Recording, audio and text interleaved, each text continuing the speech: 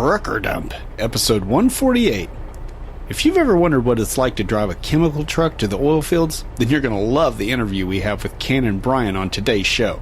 For the record, oil is not the slickest thing Cannon deals with. We've also got a surprisingly few news stories, including the 14-hour rule, futuristic Michigan roads, what to look for in a used truck, what to do when your employer blacklists you, some trucker health help, and hey, what do you know? Yet another safety blitz. Yay! Ryan's going to point us to some good Indian food in the Trucker Grub segment, and we'll hear from Rob, Steve, Goose, and Maurice on topics such as scary CDL school situations, trucks stuck on railroad tracks, and the slim chances of any trucker ever needing a gun. This episode is sponsored by Pilot Flying J and Volvo Trucks. Welcome to Trucker Dump, where you'll get one driver's insights and sometimes humorous views of truck driving and the trucking industry, and pretty much anything else he feels like dumping on you. This podcast is brought to you by abouttruckdriving.com. Resources to help you understand the world of truck driving through the use of stories and a pathetic attempt at humor. Hey, trucker dumpers. How the heck are you? Recording this on the last day of August, hoping to get this out in the first week of September. We'll see how that goes. Hoping to get back on schedule. Have I mentioned lately how much I appreciate you downloading and listening to each of these podcasts? I really appreciate it. For those of you new to the show, my name is Todd McCann. I am a 23-year truck driver. I'm a podcaster, and I'm the author of 2 trucking ebooks. One is called How to Find a Great Truck Driving Job, and the other is Trucking Life, which explains what it's like to be a trucker. Both are great books if you're coming into the industry, or if you're new to the industry, or if you're just looking for a little trucking-related entertainment. And right now I'm still running that special, half off, 50% off. It's basically buy one, get one free. So for $9.99, you get both the books. That offer is only available on abouttruckdriving.com. And you can click in the show notes here and check that out. And as always, the show notes are available in your podcast app, or you can go to abouttruckdriving.com and search for TD148, which is the number of this episode. And you'll see all the show notes right there. You can click on them and go to whatever links I talk about here in the show. So, hey, just an update from last episode. I spoke about having a birthday month, right? Well, I just want to let you know that if I die suddenly, I just want you to know why. It's because I'm pretty sure the evil overlord, who is my wife and ex-co-driver, is killing me slowly. Yeah, I'm pretty sure it's happening. She is taking this birthday month thing to an extreme. She's cooking a lot of food. She is baking a lot. I just got done eating cinnamon rolls. If you remember right, last time it was lemon cake. And I think even the time before that, it was some more lemon cake. And yeah, we were going to go get me some tiramisu this time around, but I didn't make it to Olive Garden in time. Anyway, like I said, I'm pretty sure she's trying to kill me. So if you don't hear from me, well, you'll know where to point the finger. You know, this birthday month is treating me great, though. I'm telling you, my company is running the holy piss out of me. I mean, lots of miles. I had 3,300 plus last week. Then the week before that, I had 3,400, which I think was my best week ever with this company. And I got to tell you, I had one day on there where I had birthday pay, which is 8 hours of our hourly pay. And if you work on your birthday, you get an extra 4 hours. So basically time and a half plus the miles you work that day. And I had, like I said, 3,400 miles, a really good week. And, well, you know, I don't want to be that guy who brags about his paycheck, but I'm just saying, if you're not happy with your paychecks, check into LTL work. It does pay better. I didn't believe it for about, well, the first, 22 years of my career, and wish I had believed it. So anyway, if you're interested in making some more money, make sure you keep your eyes open for some other jobs, especially LTL stuff.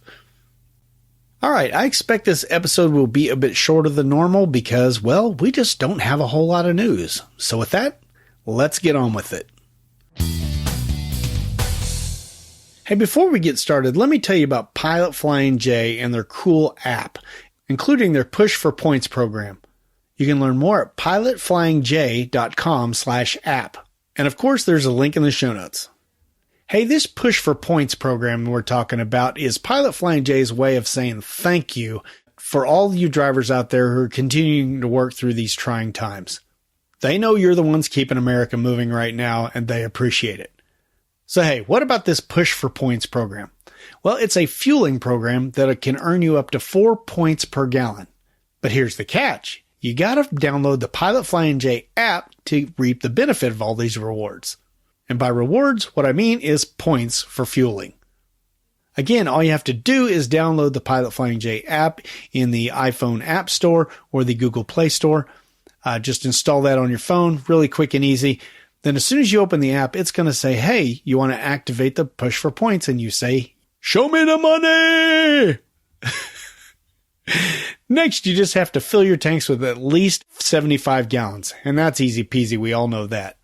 75 gallons counts as your first qualifying fill. Now, each qualifying fill after that, you get more points.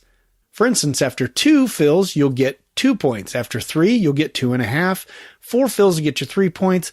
5 will get you 3.5 points. And finally, after 6 qualifying fills, you'll be earning 4 points per gallon for the rest of the month. Seriously, you can knock this out in about 4, 5, 6 days, something like that. And the rest of the month, you're earning basically 4 pennies to the dollar. And of course, Pilot Flying J has lots of awesome stuff you can buy with that. You can buy deli food, you can buy drinks, you can buy merchandise like CBs or new headsets or whatever you want. You can get reserved parking with it. You can even get Wi-Fi credits at Pilot and Flying J locations. Really cool. And that's just the tip of the iceberg when it comes to this app. I mean, it's really awesome. You can start your fuel pump with it. You can reserve your shower with it. You can reserve your paid parking with it. It's got lots of cool features, including showing you where every pilot in the country is, what amenities each one of those pilots have. It shows you the mileage to that pilot from your location. It's just a really handy app. I use it almost every night. So hey, what are you waiting for? It's free. We all love free stuff, right? Now, terms and conditions do apply to Push for Points, but it's no big deal. Trust me. Just see pilotflyingj.com/app for details. And there's also links to those app stores so you can download it really, really super easy. So again, just as Pilot Flying J says thanks to all you drivers, I'd like to say thanks to Pilot Flying J for sponsoring this episode of Trucker Dump. All right, first up, I have to ask you, how did Brake Safety Check Week? Is it Brake Safety? Brake Check Safety Week, however you say that. That was August the 23rd through the 28th. How did that treat you? Did anybody get stopped? Anybody get nailed? Anybody get busted? Anybody get shut down? I said on this podcast before that they always talk about how many trucks they examine and everything. And even before I was working nights as LTL, I hardly ever saw like trucks just backed up, for miles on end, or a bunch of people pulled in all at once. I don't know why that is. I just must be really, really, really lucky. But I really don't see that stuff now that I'm driving nights because, well, I'm driving nights and honestly, I don't see much of anything, scenery or anything most of the time. But anyway, I'm glad that one's over. But hey, there's always another truck inspection blitz right around the corner, right? Well, yep, of course, there is another one coming up. This one is the CVSA's Road Check, and this is the one that was postponed back in March, and it has now been rescheduled for September 9th through 11th, so right around the corner. Found this article on thetruckersreport.com, link in the show notes, of course.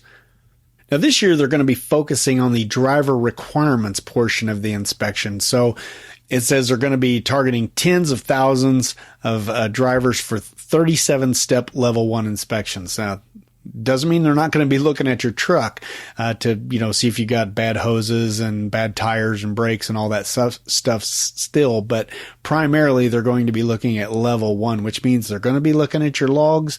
Yes, we're e-logs now, but trust me, I've talked to some cops that they know how to read those e-logs probably better than you do when you're looking down in the details of that thing. So be careful with that. Don't be trying to fake things and do off-duty PC to get to deliver to customers and things like that. Just don't be turning off the unit and then driving the rest of the way. They are going to catch that stuff. They know how to do that. Anyway, like I said, this is a 37-step level 1 inspection. So don't be on the bad side of the fuzz here, okay? So just so you know, again, that is coming September the 9th through the 11th. Be ready. And of course, if you're listening to this later than that day, just ignore everything I just said. All right, I found this next one on overdriveonline.com, and this one is called FMCSA Enforcement Chief Details How Drivers Can Pause the 14-Hour Clock Under the New Regulations. So, we all know that the new rules of new hours of service rules are going to effect on September 29th, which honestly seems like a weird day to me because it's a Tuesday and it's not the last day of the month. So a little weird. But then again, I guess they did the ELD mandates on like December 16th or 17th or whatever day. And that was kind of weird, arbitrary day too. So who knows? They're the FMCSA. They're weird. So anyway, this article is all about Joe DeLorenzo is the FMCSA's chief for the Office of Enforcement and Compliance, and he was addressing a group as part of the GATS Week, the Great American Truck Show, and he was answering questions and things about this hours of service, and especially the 14-hour rule and the new one, how you're going to be able to pause.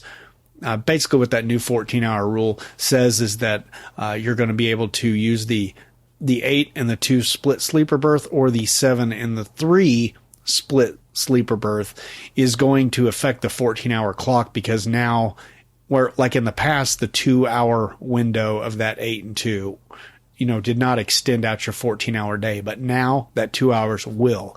And also, since we're now doing 7 and 3, the 3 hours will also count towards that and extend your clock out. So your 14-hour day could turn into a 17-hour day. We've discussed the crap out of this on, not letting your customers or, your dispatchers abuse you on this and stuff like that. Wow, it's really thundering out there. I can hear it. Oh, you guys probably can't hear that, so pardon me. Anyway, this is just an article that goes into more detail about how you can really utilize that extra time, to extend out your 14 hours. And it's kind of detailed. There's lots of numbers in here. There's some actual logbook graphs in here that will kind of explain it a little bit further. As an example, let me just tell you, like, say you're at a shipper and it takes an hour and a half to get loaded. Well, that does... Good Lord, that's loud. Anyway, say you're at a shipper for an hour and a half, okay? And you're getting ready to leave and you're like, well, yeah, I got to go because I got to hustle. I got my 14 hours to... Well, think about it. If you stick around for 30 extra minutes, you could use that 2 hours towards your 14, and you could actually extend your day out to 16.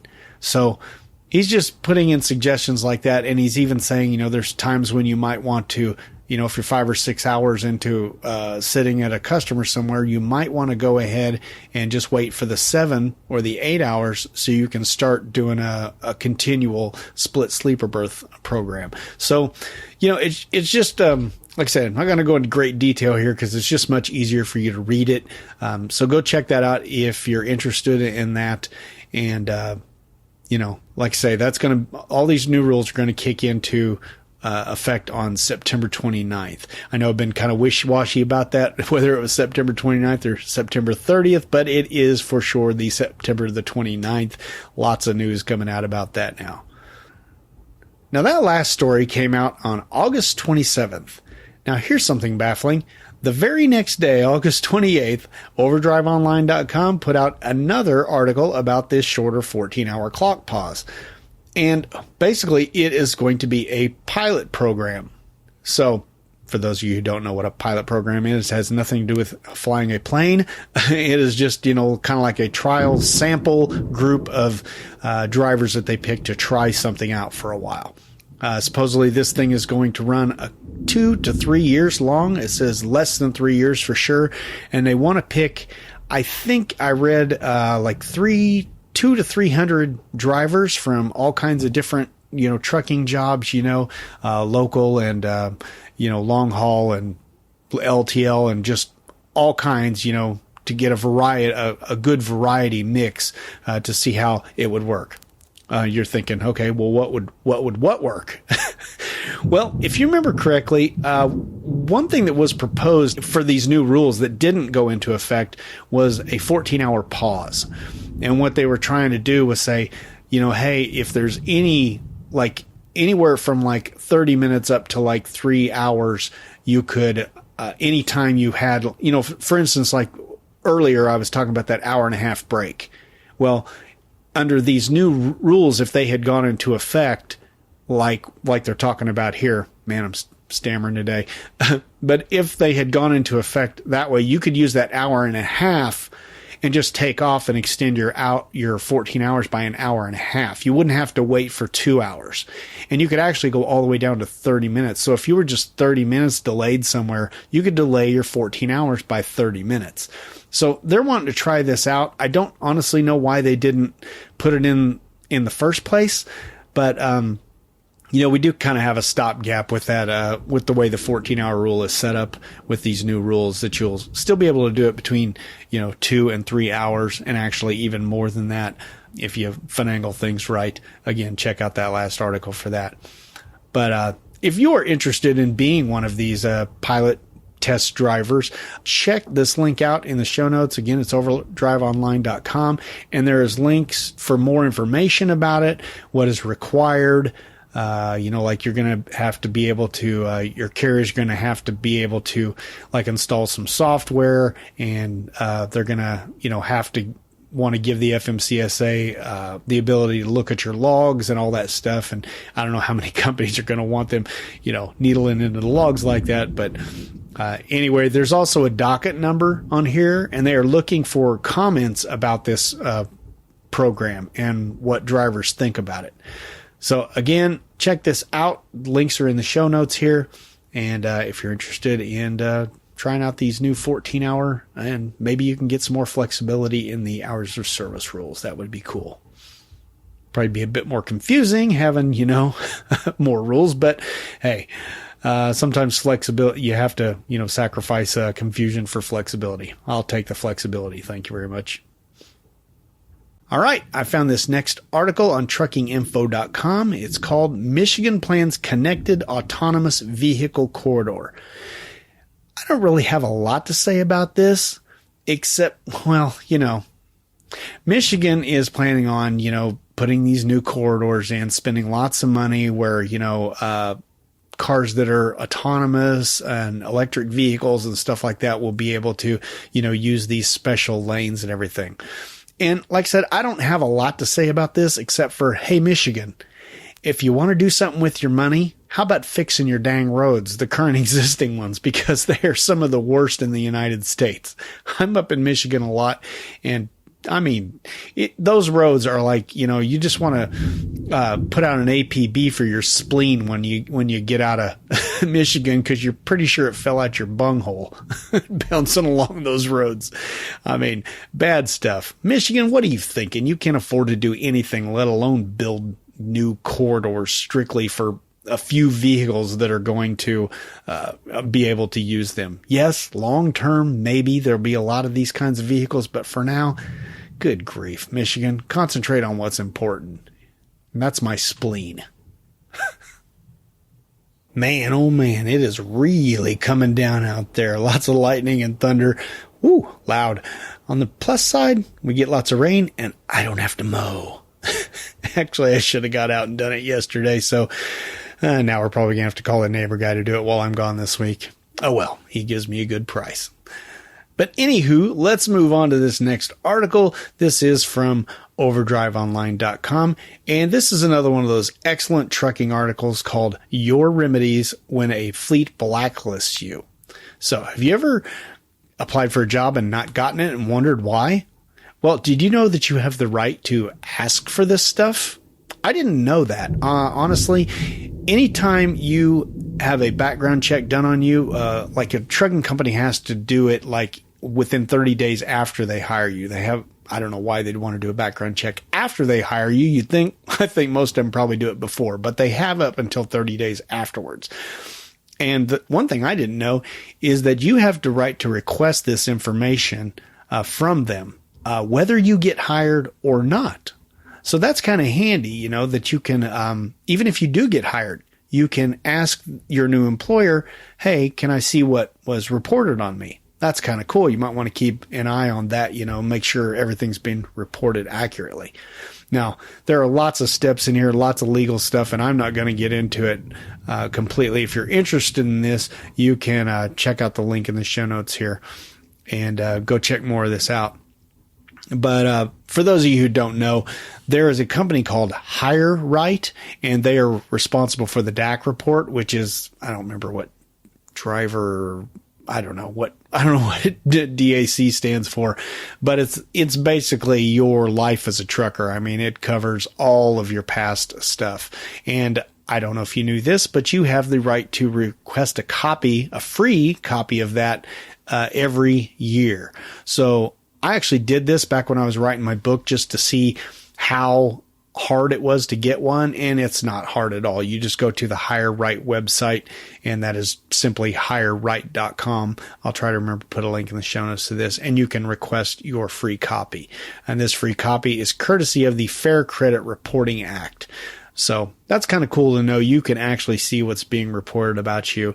I found out one employer about me was telling some kind of half truths, and I didn't really do anything about it because it's never kept me from getting a job or anything. But if it ever did, well, I can at least go back and have that fixed. So anyway, this goes through steps on, what you need to do if you find incorrect information, things like that. For instance, they say the first step is always to just contact your former employer and ask them to correct the information. If that doesn't work, you can contact HireRight and file a rebuttal with them, and hopefully they'll get it changed on the DAC report. And beyond that, you can file a lawsuit if you find out, here's the catch, if you find out that they purposely falsified your information, said you got fired for, theft instead of actually, just because they didn't like you or something like that. So there is kind of a loophole in there to get by with it. Otherwise, the FMCSA does have rules against you being able to file civil suits against your former employer for defamation or slander or libel, or even for providing false or misleading information. So again, you're going to have to prove that they did it maliciously, which, I don't know, that seems like a lawyer thing to get a hold of, and you just better be prepared to pay, because we all know lawyers cost out the yin yang. I don't know about you. I'm making good money here, but I don't want to give it to a lawyer. But hey, if it's keeping you from getting jobs, then, it might be worth pursuing. Hey, this next article will hopefully help those of you who are mechanically challenged like me. Found this on overdriveonline.com. What to look for when buying a used truck. Yeah, I wouldn't know a good used truck, or a good new truck for that matter, if it walked up and, socked me right in the kisser. So this article kind of goes through some basic steps. I'm just going to highlight them here. It says to make sure you evaluate the components and fuel efficiency. They say the top priorities are always fuel mileage and low maintenance costs.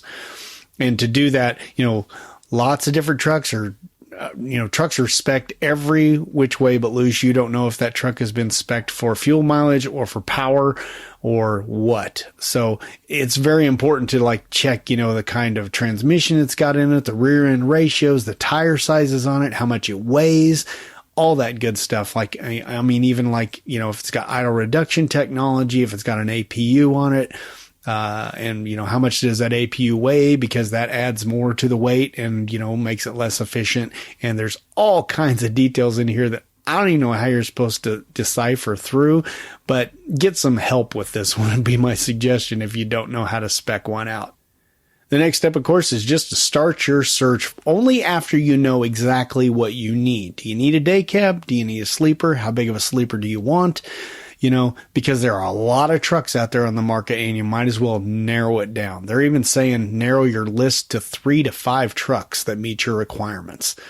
Otherwise you might be looking along and you think, oh, that truck's great. It's not exactly what I want, but it's a cheaper price. Well, are you sure you want to be stuck with a truck that you don't really want? Like I said, there's a lot of trucks out there, and it's not uncommon for you to buy something that comes from completely across the country. There's places like Overdrive mentions right here. Their publisher, Randall Riley, has equipmentexperts.com, and it's a used marketplace for trucks. So, Overdrive's a reputable source. If they weren't, I wouldn't quote from them every single podcast.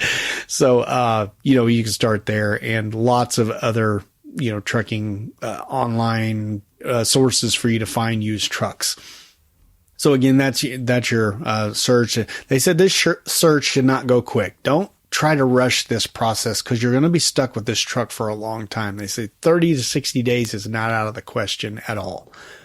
And again, they say narrow your list, and once you get it down to those 5, you can run a VIN check on it through services such as rigdig.com, which honestly I didn't know existed, but it's basically like a what do they call it? Carfax for trucks.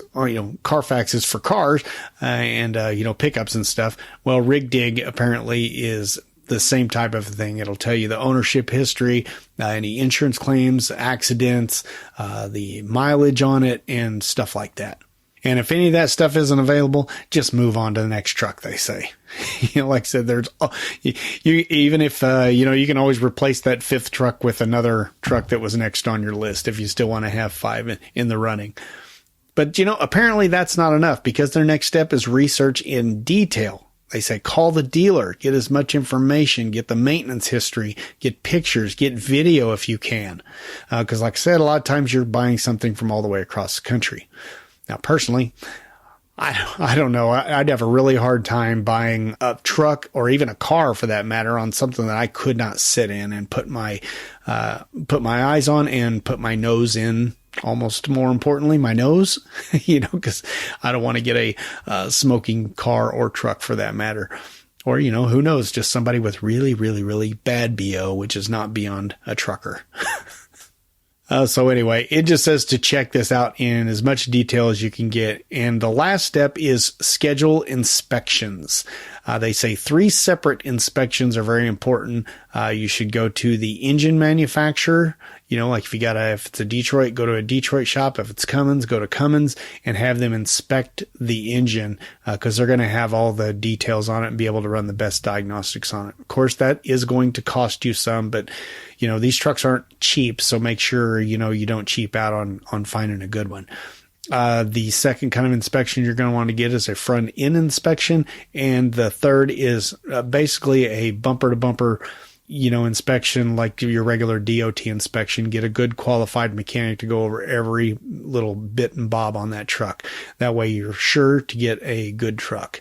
And, I say sure to get one, but there's always lemons. Let's hope you don't get one. But if you go through all these steps, you can be guaranteed you're less likely to get a lemon, because you're taking the steps where somebody else is just looking online going, hey, I like that truck. It's pretty. And I think I'll buy it. that don't fly. That's never going to be good. So anyway, for all the details on that, check out the link in the show notes here. This next story is not actually a story at all, so to speak. It is a email I got from a guy named Mark Manera. He's got a couple of colleagues named Taylor and Tyler, and they are all physical therapists. And they are trying to do some research on truck drivers and their exercise habits, or more specifically, their lack of it. They're trying to come up with a good program for truckers that's, easy to perform in your truck or near your truck and make the, workouts efficient and, somewhere in the 30-minute range. So, they know truckers are busy, and they're just trying to figure out what truckers' habits are. And I filled out, it's a survey, basically. It doesn't take very long at all. If memory, I filled it out immediately, and it seemed like it only took 5, possibly 10 minutes. I think it was less than 10 minutes. So It was easy. It didn't get, too personal or anything. I think they might ask for your email address, but, for follow-up if there's anything like that. But they haven't reached out to me again or anything. They're not spamming me or anything like that. So if you want to help, well, I know most truck drivers tend to, when they hear the word health and truckers, they're like, oh gosh, fast forward. But, I think it's good. Anything that can possibly help truck drivers, some of these apps that are already out there could help. Just some walking apps, just getting an Apple Watch or an Android watch or whatever they call those things. And, to track your steps or a pedometer of some kind, track your steps for your walking, anything that can motivate a trucker. And, these guys, physical therapists, they seem to know the body and stuff like that. And they want to try to do something about, all the health problems truckers have, and they understand the problems that we have. So they're trying to, do something about it. So if you can go over and help them out, it would be appreciated. I already did it. And like I said, it was really easy. There'll be a link in the show notes to that. Last up today, I want to tell you about something that, well, you probably already know about, actually. Did you know that September 13th through 19th is National Truck Driver Appreciation Week? Well, it is. And like I said, you probably already know that all the major truck stops are doing something about this. Yep, Pilot, TA Petro, and Love's all have special things going on. Of course, we've already talked about Pilot and their Push for Points program. That's actually every month going on. But they also have free drinks every day and free showers throughout the month with September Shower Power, after one fill of 75 gallons at least. You can also get a free J-Pro diagnostics test at PFJ Truck Care Service Centers, which is cool considering the blitz is coming up. So next up, TA Petro is holding a sweepstakes thing for Ultra One members. There are lots of prizes and stuff like that. For instance, the grand prize is 1,500,000 Ultra One loyalty points. That totals $15,000. Yeah. There's also an Indian motorcycle or Rolex watch up for grabs. There's airline tickets. There's other smaller, like 70 winners will get 50,000 Ultra One loyalty points. So that's cool. $50 ain't too shabby. Additionally, they're going to be running double points day on September 16th and half price showers from September 14th to 18th. And of course, there's other specials. You'll find those in the Truck Smart app. Just look for that in your app store of choice on your phone. Again, that is called the Truck Smart app. And lastly, Love's Travel Stop is offering deals on food, snacks, and drinks to all Love's Rewards members. And from September 14th through 18th, drivers can get up to 5,000 My Love Rewards points. That's a $50 value with the purchase of certain projects. And Love's is also doing something for the first time this year. They are having a giveaway themselves. This one is worth 4 million points. So each week, a different driver will win 1 million. Yeah, 1 million My Love's Rewards points. That's $10,000 value. That's a lot of coffee. My friend driver Chris Mack could drink that in about a week. Now, the way you enter this contest, you get entered every time you swipe your My Love's Rewards card. That also means in the app, and if you have the app on your phone, be sure to check that one out. Again, just look for the Love's app in your app store of choice. You can also do this through the touchscreen at the Love's thing. They got the little kiosk there, so you can enter for these contests there. So anyway, winners are going to be announced every Friday throughout the month of September. So again, the best way to get access to all this free stuff is just to download each of the apps. Pilot Flying J's is simply called Pilot Flying J's. Look for the Love's app as Love's app, and TA Petro is called Truck Smart. And again, these things that they're running are basically all September. They're celebrating all September as the National Truck Driver Appreciation. So awesome. Now, if I ran that by you pretty quick, all the details are here in the show notes. And with that covers the news. Yeah, I know, it's hard to believe, but I didn't lie to you. I told you the truth. There wasn't much news. It is what it is. Give us a bottle of your finest champagne, 5 shrimp cocktails, and some bread for my brother. What's that? Sushi. Sushi? Boy, some chicken wings have really hit the spot. This is a tasty burger. Don't play with your food, eat it. Well, I'm a man of my word, so I promised you that Ryan Modi was going to be back with another Trucker Grub segment, and this time he's going to tell us about some Indian food. Take it away, Ryan. Well, hey there, you trucker dumpers. Did I sound like Todd? Well, hey guys, it's Ryan coming back at you with another Trucker Grub segment to make Todd a happy little camper. Yay! And get him a couple audio comments. Yeah. This one, last time I gave you a Trucker Grub, it was up in the Northeast. I figured we'd switch up locations and head way down to the Southwest in New Mexico. This is extremely easy to access. It's right across from the TA in Gallup, New Mexico. It's exit 16. Exit 16. So Interstate 40, exit 16, you get off and there's a Love's and a TA, and then on the other side is a small mom and pop truck stop, and attached to that mom and pop truck stop off exit 16 is the Bombay Grill. This is Indian cuisine, and it is absolutely delicious. I've gone in there 3 times. Every time, since the first time I had it, oh, it's so good. I got the sweet chai. It's like a hot sweet chai tea.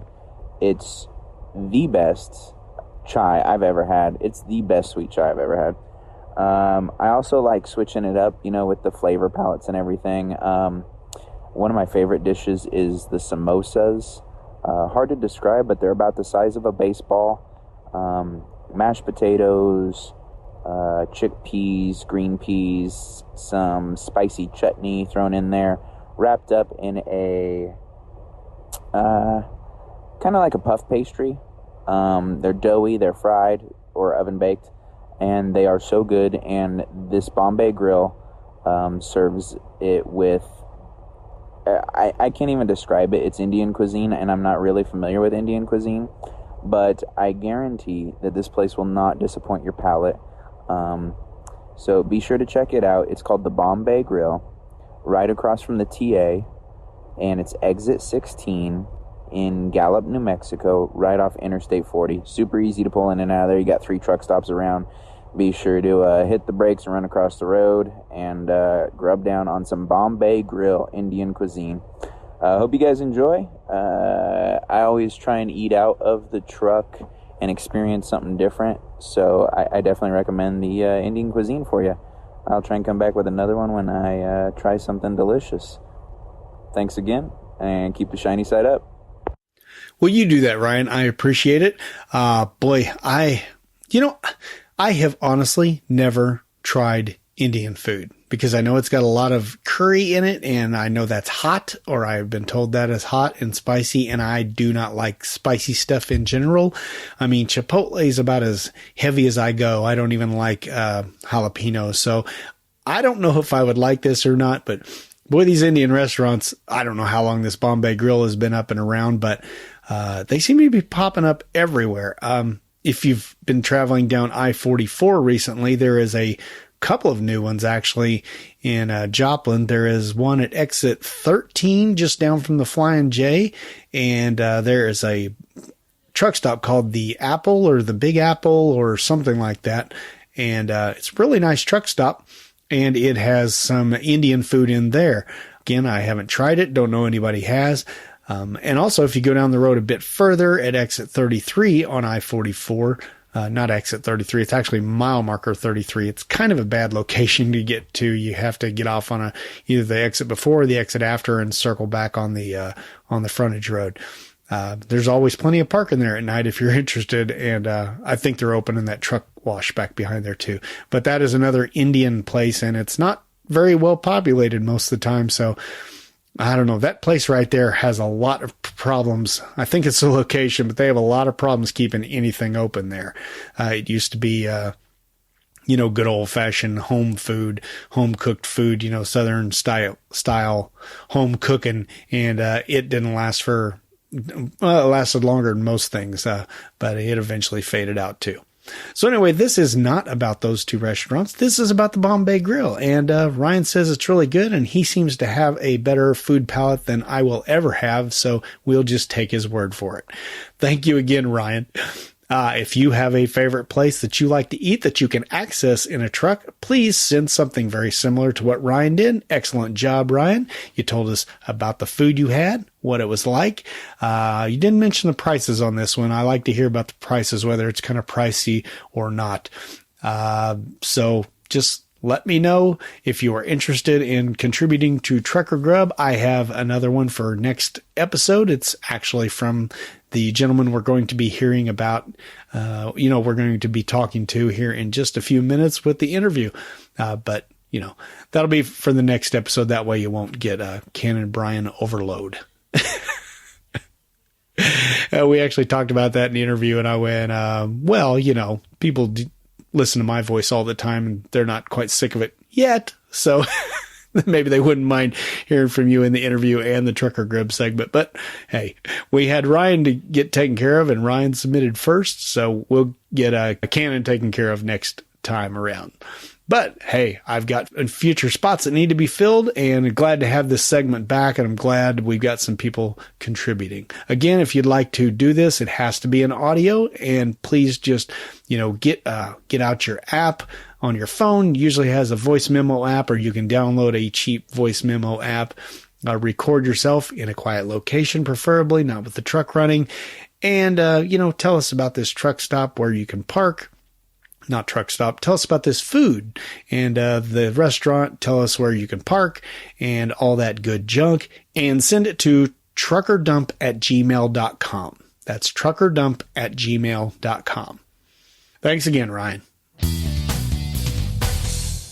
Hey, driver, have you ever got to the end of an 11-hour shift and you were way more worn out than you think you actually should be? Well, that's because the road takes a wear and tear on your body, whether you realize it or not. It's the little things that count, and Volvo Dynamic Steering is here to help that. You can check out more at volvotrucks.us, or just check out the link in the show notes. I'll have a link to that, and also their YouTube page, where you can check out some videos of this awesome Volvo Dynamic Steering. So exactly what does Volvo Dynamic Steering do? Well, it compensates for side winds, it removes road vibrations, and it makes backing simpler thanks to the automatic return to center feature. And it even helps you if you have a blowout on your steer tire. Seriously, that feature is really cool. Check out the link in the show notes and look for that video. It's pretty freaking cool.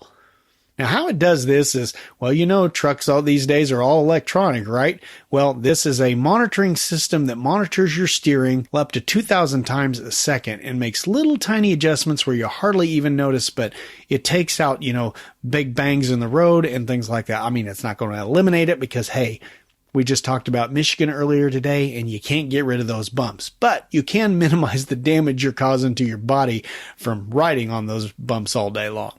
I mean, you don't even realize that all this stuff is causing strain on your back, your neck, your arms, your shoulders, and it all could be helped if you just had a system like Volvo Dynamic Steering on your rig. Of course, you're going to have to buy a Volvo for that, but hey, that's a small price to pay, right? So like I said, Volvo Dynamic Steering is really cool, and you got to see it to believe it. So go check out the videos, link in the show notes. Volvo Dynamic Steering. Enjoy driving again. You can learn more at volvotrucks.us or click the link in the show notes. And thanks to Volvo Trucks for sponsoring this episode of Trucker Dump. All right, we're back with another interview. Boy, I'm having a lot of fun with these interviews. Just enjoy meeting new people and, finding out about their jobs. This is just another one of those. You can learn about a job here on the Oilfields. And, well, let's just get right on with it, and let's talk to Cannon Bryan. All right, today on the show we have Cannon Bryan. He has a unique job. I don't even know what to call this. I'm going to call it a chemical oil field driver. Is that about right, Cannon? Yeah, we were hauling chemicals and I was driving in the oil field. So yeah, I guess that's spot on. It's not sexy, but it's definitely, that's definitely what it is. Yeah, yeah, yeah. Well, we caught Cannon on a nice time to record because he's not in the oil fields anymore. He's back over the road, and you're on a bit of a delay over there, aren't you? Right now, got plenty of time to record. Yeah, I'm in the middle of a 48-hour break. Got done with the delivery, and the shipper doesn't open till Monday afternoon. So, yay me! I get to see the Love's truck stop for 48 hours. Welcome to trucking, right? Yes, sir. But at least, it could be worse. I've got a TV in here and a Xbox, and I broke down and paid the $6 for the Wi-Fi access. Uh-huh. So I'm getting to watch Netflix, play some video games, and do that whole thing. There you go. Okay, you mentioned video games. Sorry, we can't go any further. What are you playing? Right now I'm playing Hitman 2. Okay. And then also been playing some Halo collection, going back to the old days. Okay. So you're an Xbox guy then? Yeah, I'm an Xbox guy. I was in actually elementary when Halo first came out. So I grew up on that with my friends, staying up till 4 or 5 in the morning on weekends playing Halo and doing all that, saving the universe. Yeah, awesome. Okay, well, already I took us in a rat hole. Sorry about that. You can't mention video games and not have me talk about them, though. So I understand. Sometimes I wish I had more time, but then it's weekends like this. It's like, man, I wish I was driving. Even as much as I'd like to play some more video games, I wish I was out there driving. Yeah. All right, so let's get into your job a little bit. You went to the oil fields. Now, I remember oil fields. That drew me for a while. What drew me was the money. I heard it was really good money. We'll get into that in a little bit. But is that what got you into the oil field thing, or did you start there, or how did that work? I first got into it the year after I graduated high school. I first went to college. Mm-hmm. It didn't work out. Apparently. Okay. Apparently, when you go to college, you're supposed to go to classes. They didn't tell me that. Yeah, who knew? Yeah. So the college I was attending, they told me I didn't have to go home, but I couldn't stay. Okay. So, yeah. Uh-huh. So I went back home with mom and dad. Decided I needed a job. Got my CDL and started driving for a friend that owned a construction company in the oil field. Okay. And at that time, I wasn't making real good money hourly, but I was working 90 to 100 hours a week, so I was getting 60 hours of overtime a week. So even at $15 an hour, 60 hours of overtime adds up. And that's how I got started in it, left it, and then came back in, they've been end of 2019, around September of 2019. At the top of it, I was making anywhere from $3,000 to $5,000 a week take home. Holy crud. Yeah. Okay, so the money sounds awesome, but apparently money isn't everything, as we know, because you're not doing this job anymore. So let's come back to that. Let's first figure out what the heck was involved in your job. You mentioned to me when we talked about this that you delivered to fracking sites. First, can you explain to us what the heck a fracking site is? It sounds like one of those substitute cuss words. No, it does get substituted a lot, like frack that or whatever. But yeah. To tell you what it is, I got to tell you this: 60 years ago, 50 years ago, when they drilled an oil well, they just drilled straight down, and that was it. One well, one hole. And that was it. And then you moved on to the next one and the next one. Uh-huh. Now, in the past 20, 30 years, they've come up with what they called horizontal drilling. So they can drill one hole in the ground, but then when they get 4,000 feet or so down underground, they can start actually physically turning the pipe horizontally. Oh. And so from one well, they can actually drill out horizontally in any direction. So they could actually have one hole in the ground, but it actually be 4 or 5 wells coming to that one hole. Okay. All right. So what the fracking does is after you've drilled those holes, you come in, and there's a lot more involved with it, but ultimately at the end of the day, what you're doing is you're pumping water and sand and a mixture of other different chemicals under high pressure into these formations, these rock formations, and you're fracturing it under pressure, and then the sand, it goes into those fractures and it supports the structure so that the oil can flow back into the well that you've drilled. And kind of think of it as like a cake, but reverse. Your dough is your topsoil, is your surface, and then the icing, which is now on the bottom of the cake, is what you're trying to get to. Mm-hmm. So where you normally would have drilled one hole straight down into the icing and that's it, now you've drilled a hole down into the icing, and now you've turned horizontally into the icing, and you've drilled 4,000 or 5,000 feet out in any direction into the icing. Okay. And then you fracture the icing, allowing the icing to flow back into that well. So ultimately what you're doing is you're increasing the footprint of that well. Okay. And this is like when you're fracking, you're doing something to rock or something, right? You're changing it. It's a sediment formation, a rock formation. It's denser than the concrete in your driveway. Oh, okay. It is super dense shale. It's filled with oil, but it's not like these huge flowing rivers of oil. It is oil that's trapped in this cement, basically. Okay. So what you're doing is you're fracturing that cement so all that oil can come together and actually form a actual supply of oil, rather than just being billions and billions of billions of little drops of oil all right. Permeating this rock formation. Okay. So that leads into another question I had about, if, this chemical oil field driver kind of a thing is like the only thing is, I do have a friend named Jack who holds sand for these type of things. And so they're sand guys, and obviously you're the guy bringing the chemicals out there that they mix in with that sand and to get that stuff out of there. That was your job. Well, the word chemical sounds real scary, mm-hmm. but I mean, ultimately most of the stuff we were hauling was some form of soap, real thick soap or something like that. And all it was doing was it was going down the hole to help lubricate the sand so that the sand would flow better. I see. Huh. I mean, that's a little oversimplified, but ultimately that's what it was at the end of the day. It wasn't, you could pour it on your skin, and the worst that would happen is maybe 1 out of 100 people might have a little bit of a rash or something. 99% of the stuff we were hauling, it wasn't any kind of dangerous. It was a chemical, but it wasn't some like big, crazy, scary thing. Was it still placarded and all that stuff? Some of it was. We hauled every now and then what we called a buffer solution, and that was placard. That was an actual caustic.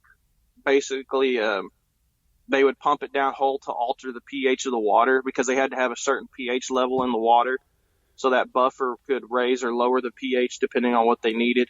That was one of the things we hauled that was placarded. But I was at that job for about 8 months.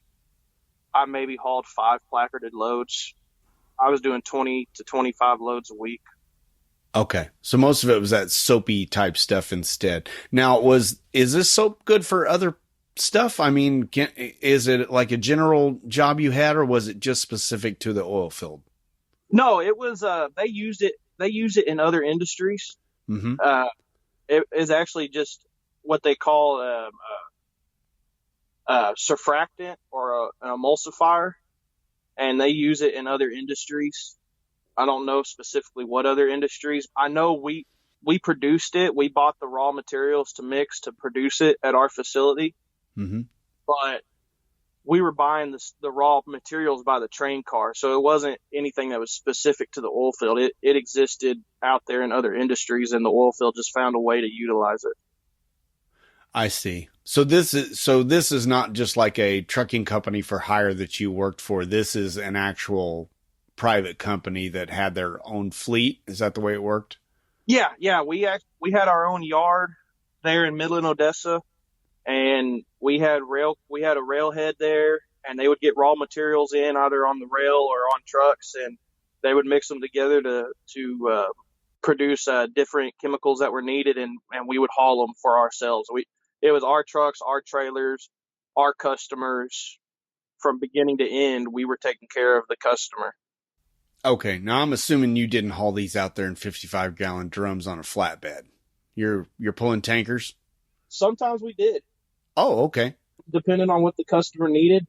Sometimes they might only need 1,000 gallons of it, and so if they only needed 1,000 gallons and they knew that was all they were going to need for the job, they might only order 4 totes, and so we would haul 4 totes at 300 gallons a piece out to the job site. But no, most of the time we were hauling tankers out there, and our trucks were equipped with vacuum pumps. Okay. Yep. We could pressurize the tanker to either offload the product, or we could even actually pull a vacuum with those pumps on the tanker and could actually suck the product up if need be. Ah, the world's biggest shop vac. Exactly.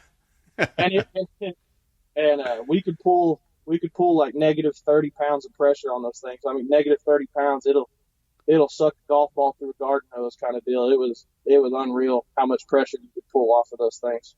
Yeah, well, I imagine you'd have to, like, say, if you're doing like a thick soap like you're talking about, Yeah.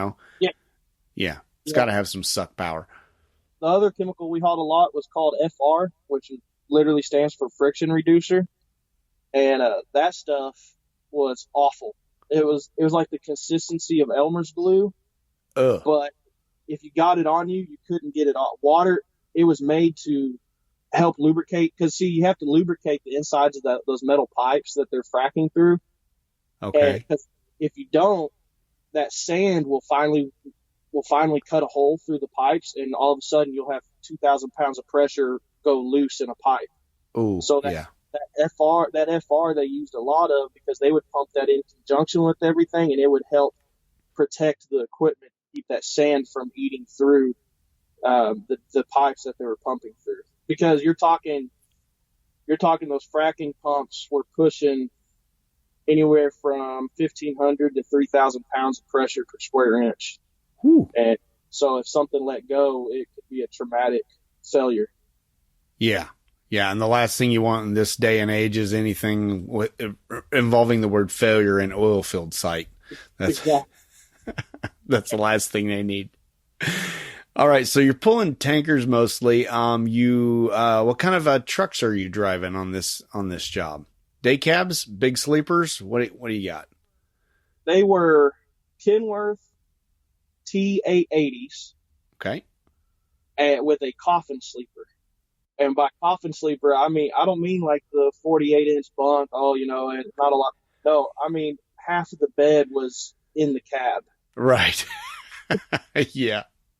And it looked like a day cab until you stepped inside, and then you realize, I've got 18 inches of bunk. Oh, yeah. Okay, so was that kind of there for emergencies, or was that where you spent the majority of your sleeping hours? No, that was there for the odd scenario where you weren't able to get back to town before you ran out of hours. Okay.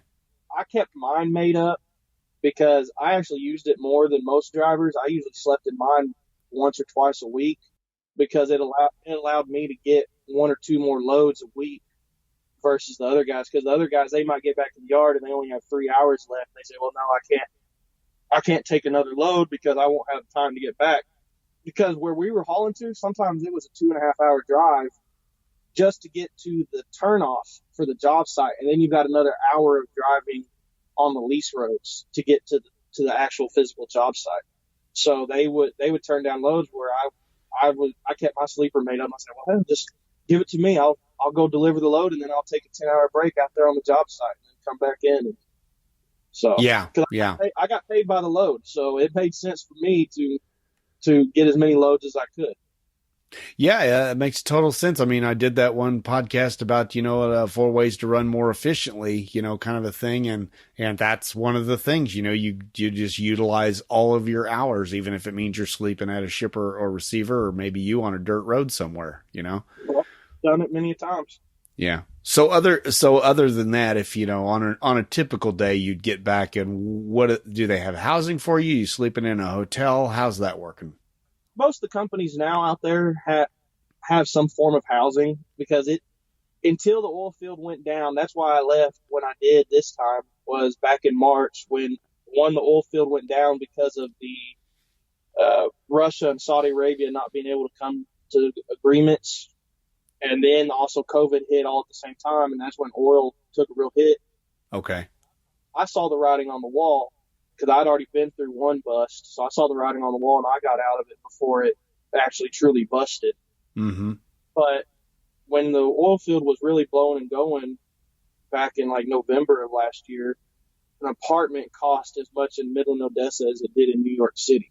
I had a friend who was paying $1,800 a month for a studio apartment in Odessa. Right. Yeah. So usually what the company housing is they'll have on their property, they might have 5 or 6 double wides that are 4-bedroom double wides, and they'll have maybe 2 full-size beds to a bedroom, and they'll have, anywhere from 8 to 9 guys in a trailer house. Oh, okay. Yeah. So this sounds like this might not be the ideal job for a woman, unfortunately. Well, a lot of companies, my company was one of them. They had a separate trailer house just for the women. Good for them. And yeah. so, Okay. So yeah. Women had their own, and it was actually even, we had 2 properties. We had one property that was just where the guys, what they called the man camp, that's where the man camp was, that one property. It was just like a little 5 or 10 acre piece of property. Mm-hmm. And that's where they had all of the guys staying. I actually didn't even stay in the man camp. I had a camper, a 30-foot fifth wheel camper, and I parked it in the guy's backyard for $400 a month, and he had full hookups, and so that's what I stayed in, rather than staying at the man camp. That way, I had my own space, my own privacy, and all of that. Okay, cool. Yeah, it's good to know you can actually do that. Yeah, that was one of the more popular things. You drive around Midland, Odessa, and people were taking out their backyards and putting 5 or 6 camper hookups in there and charging $300-$400 a month for those campers. Yeah. Yeah, I've heard that when I was considering doing the oil fields, it was up in North Dakota, and I knew I was going to be gone for like 3 or 4 weeks at a time, sometimes longer, and then you come back for a week or something like that. And it was like that too. All of the housing was really, really expensive. Everything got raised, because they knew they had you, especially out there, in a place like, Midland, Odessa, or, up there in, where was it? Northwest, North Dakota. Yeah. There's nothing out there, so they got you. Yeah. I worked in Watford City, North Dakota, and Williston, North Dakota when I did the oil field the first time. Williston. That was it. Yeah. Well, the thing is one, they know they've got you.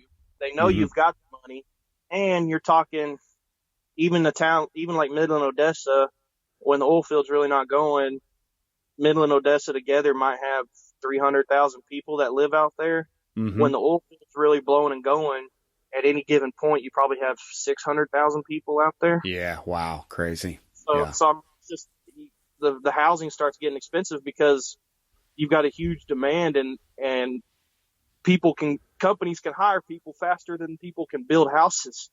So right, yeah. So it's the same concept at that point as like in New York City, where real estate's valuable, and they can charge more for each place. Yeah, crazy. And you have the double-edged sword out there in Midland, Odessa. Everybody wants to hold on to their property because it might have oil on it. Yeah, I didn't think of that. Right, they might be the next Clampets, Yeah. So everyone would rather rent it to you because out there in Midland, Odessa, Permian High School, which is the big high school there in Odessa, right there in the middle of the playgrounds, they've got an oil well. Wow. They've got it fenced off. That's how ingrained it is out there in life. It's everywhere. Yeah. I've been out there on a frack job that you couldn't leave or come to the job during school hours because it was right beside a school, and they didn't want the oil field traffic coming through the school zone while school was in session. Crazy. I had a friend, he went out to that job site, and before he could get done with the job, school had started, so he had to sit out there on the job site till school was over for the day so that he could leave. Crazy. Yeah. It's everywhere out there. Yeah, yeah. Plus, like you said, some of these are hazmat loads, and the last thing you want to do is pull a hazmat load into a school zone, Yeah. Don't need that on the 10 o'clock news, a hazmat spill beside the playground. No, you do not. Hey, earlier you mentioned women's housing. Where do the ladies stay? On our actual yard where we kept all of our equipment, on the edge of it, they had the trailer house for the women, and that's where all the women stayed. Okay, that's probably a good idea, too, to split those two up. Yeah. I mean, all the guys I worked with, I wouldn't have been worried about them doing anything, but, it's definitely it's better to make that call right then and there. And then, especially from the company standpoint, if something were to happen, there's like, hey, we took all of our possible precautions, so if anything happened, that's them too. Yeah. And even, women, you might, as a dude, you might be going, yeah, everybody's fine. I would trust all these guys, and it might be true. But as a woman, they, in this industry, they have to go in with an eye of, I got to watch out for everyone, not, even that nice guy, sometimes the nice guy can be the worst guy. So, well, that's good. I'm glad they took that step. Did you have a lot of women doing this job, or did they just? Oh, at my company alone, we had 3 or 4, because we had 2 divisions. We had the division where I was in, where you're going out to job sites and delivering chemicals, but then we also had another division, which they had a contract with Halliburton, and all they did is they went and picked up these, what we called them, Danas, and what it is it's a 30-foot long cylinder that it looks almost like a shipping container. It's framed out like a shipping container, but instead of walls and a roof, it's just a cylinder inside of like the skeleton of a shipping container. Okay. And then that's mounted on basically one of those, like a low profile shipping container trailer, whatever you want to call those trailers. Mm-hmm. Yeah. And all they did was they drove from Midland, Odessa down to Sonora, Texas and back. Halliburton had a yard down there where they would bring those in filled from Houston. We would go down there, take an empty one down there, pick up a filled one to bring back. And that's all they did is they ran from our yard down there to Sonora. And then us drivers, the delivery drivers, the top-off drivers, we would pick those up from the yard as need be and take them to the different Halliburton job sites. Okay, so they're just shuttling them back and forth and not handling any of the products, so to speak, but they're just bringing them to the yard so you can deliver them when you need to. Yeah, when a work order came for Halliburton, we would take one of those out. Right, okay. All right, well, you mentioned these are tankers. I assume that means some offloading. Can you run us through like a typical day, with your job? Yeah, so it was Oilfield, so I mean, any time of the day we were going, it didn't matter. Mm-hmm. So there's actually a lot of similarities to it versus what I would call regular truck driving. It was 24/7, 365. But a typical day, I'd be at my camper hanging out. I might be asleep or something like that. Dispatch would call me, tell me they've got a load, and they usually give me about a 6-hour heads up. They give you like a 6-hour heads up. Does that mean like they're calling you 4 hours into your break and you're having to disrupt your sleep and stuff to answer the phone and receive your load? Mm-hmm. Yeah. Yep. I hate that, but okay. Go ahead. So we worked off of a load board, an internal company load board. So once you got done with your load, you would call back into dispatch, tell them, hey, this is when I'll be ready for another load, mm-hmm. Whatever it may be. And so they would try and avoid calling you and waking you up. Yeah. But if the load was going to be ready to go 10 minutes after your 10-hour break was up, they had to call you before then so that you knew so that you had enough time to prepare for it. Yeah, so you're getting up on 8 or 9 hours so you don't have to, so you're ready to go right at your 10. You can be back in the truck and moving. And that's better for them and it's better for you both, for your money wise. nine and a half hours into my break, I'm already headed to the yard. Right. And by the time my 10-hour break is physically done, then I'm hooking up to I'm already in the truck and ready to go. All I've got to do is hook up to the trailer and get my paperwork. Yeah. Of course, like you said, ideally they're letting you know that before you even go to bed, cause you're pre-planned. You've told them when you're going to be available, and hopefully they will say, okay, we'll be back on 10 hours cause you're going to be ready to go, kind of a thing. But it didn't always happen like that. Sounds like typical trucking, where sometimes you get the pre-plan, sometimes you get woke up. Yeah.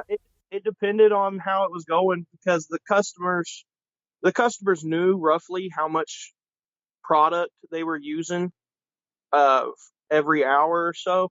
So they could give our dispatch, hey, in 12 hours, I'm going to need another load because I'm using 500 gallons an hour, and barring anything major happening, I'm going to need another load in 12 hours. Mm-hmm. And so they would let our production facility know, who kept a lot of the different products. They kept them already mixed. All they had to do was load them into a trailer. Mm-hmm. They would load the trailer, and then they would let us know, hey, we're going to have you do this job. It's hauling this product out to this customer. It needs to be there at midnight, and the trailer should be ready by 10 o'clock tonight. And okay. So that's how that would normally go. But sometimes it didn't. Sometimes you get a call, hey, I've got an emergency load. I need you to get to the yard as quick as you can. And then I'll get you more information as I can get it. Because sometimes maybe a customer had a spill and they lost 1,500 gallons all of a sudden. Or, ooh, yeah. Mm-hmm. Stuff like that happen all the time, because it's oil field. But you've got to think, out there on these frac sites, you've got anywhere from 10 to 20 frac pumps going, which a frac pump is on a 53-foot or 60-foot trailer that has 3 to 4 axles on it. It's usually got a 12-cylinder or sometimes a 16-cylinder engine. Holy moly. Okay. Yeah. Those are running water pumps that have 5 pistons in them, and they can pump usually 200 barrels a minute through 3-inch iron, and a barrel of water is 55 gallons. Uh-huh. Wow. So, and you've got sometimes, like I said, up to 20 of those on one side. And then you've got probably 2 or 3 forklifts, not like a little dock forklift, the big 4-wheel drive teleboom forklifts. You got 3 or 4 running around, and then you've got all your frac sand haulers that they're coming in and out hauling sand to the job site. And then you've got all your other different service companies. So accidents happen. A hose gets kicked, or a forklift runs over a hose and busts a connection. And so we would get those emergency loads sometimes because something like that happened, and now they've lost all their product or something like that. Right. And okay. So if that happened, that was a dispatch would get hold of the first driver that they could that had the hours, and it was get your butt over to the yard as quick as you can, get loaded, and get gone so you can get out there. Because if they run out of one of those products, they have to shut the job down. And if they shut down, they can lose circulation, which if they lose circulation, it's going to take a lot of time and a lot of money to get that back. Oh, because all those products are just sitting there instead of moving, they're stiffening up, and all that liquids that's in the pipes and stuff like that, it gets stiff, and then it's a problem loosening it back up. Is that what you're talking about? Yeah, they could if it happens at the wrong time during the process, because they have what they call stages. They'll pump for an hour, and then they'll idle down and let the pumping stop, and then they actually send in a plug, and it'll cut off, say, like the first 50 foot of pipe, and then they'll come back in with a gun run, which is shaped charges, and they'll run those down, and they'll fire those off, which is just C4, but it's actually shooting these shaped charges. It's cutting through the pipe in the formation, and then they start pumping again, and that water goes through the pipe at those different penetration points, So if they lose circulation in the middle of a stage, and they have all that product sitting in the lines, it could start to set in the lines, or it could actually, if they fractured that formation and can't keep the pressure up, the formation can actually collapse in on itself in that section, and then now they can't refrac it. Right. Oh, so very important they aren't shut down for very long. Yeah. Exactly. Okay. Well, okay. So you get this call, and now you're dispatched. How many places did you actually deliver to? How many fracking sites? So the frac sites moved about every 2 to 3 weeks. Really? Okay. Yeah. Huh. The actual physical job site moved about every 2 to 3 weeks, but we were chasing the same companies all the time, so we probably, when everything was going, we were probably servicing 30 different jobs, but those jobs, their actual physical locations could move every 2 or 3 weeks. Okay. And how did you get the directions to your place? Did your company just tell you how to get there and you? Yeah. The job foreman with all these different companies, all these different oil companies, they have their job site foreman, just like you would on a construction company or something like that. Mm-hmm. You have your one job foreman who, there might be 20 different companies, your sheet rockers, your cement guys, your electricians, everybody, they're all different companies, but you've got the one foreman who is the company, the ultimate, like say Trump Tower. Trump would have his job foreman who's running the show and coordinating everything. Right. Yeah. That job foreman out there, he's the ultimate oil company's representative. And he would send our dispatch the directions. And, it was usually like, take Highway 302 south for 25 miles from Interstate 20. Turn left onto County Road 25 for 2.5 miles. Take a right, second cattle guard on your right. Turn into, go for 3 miles, turn left. Second cattle guard on your right.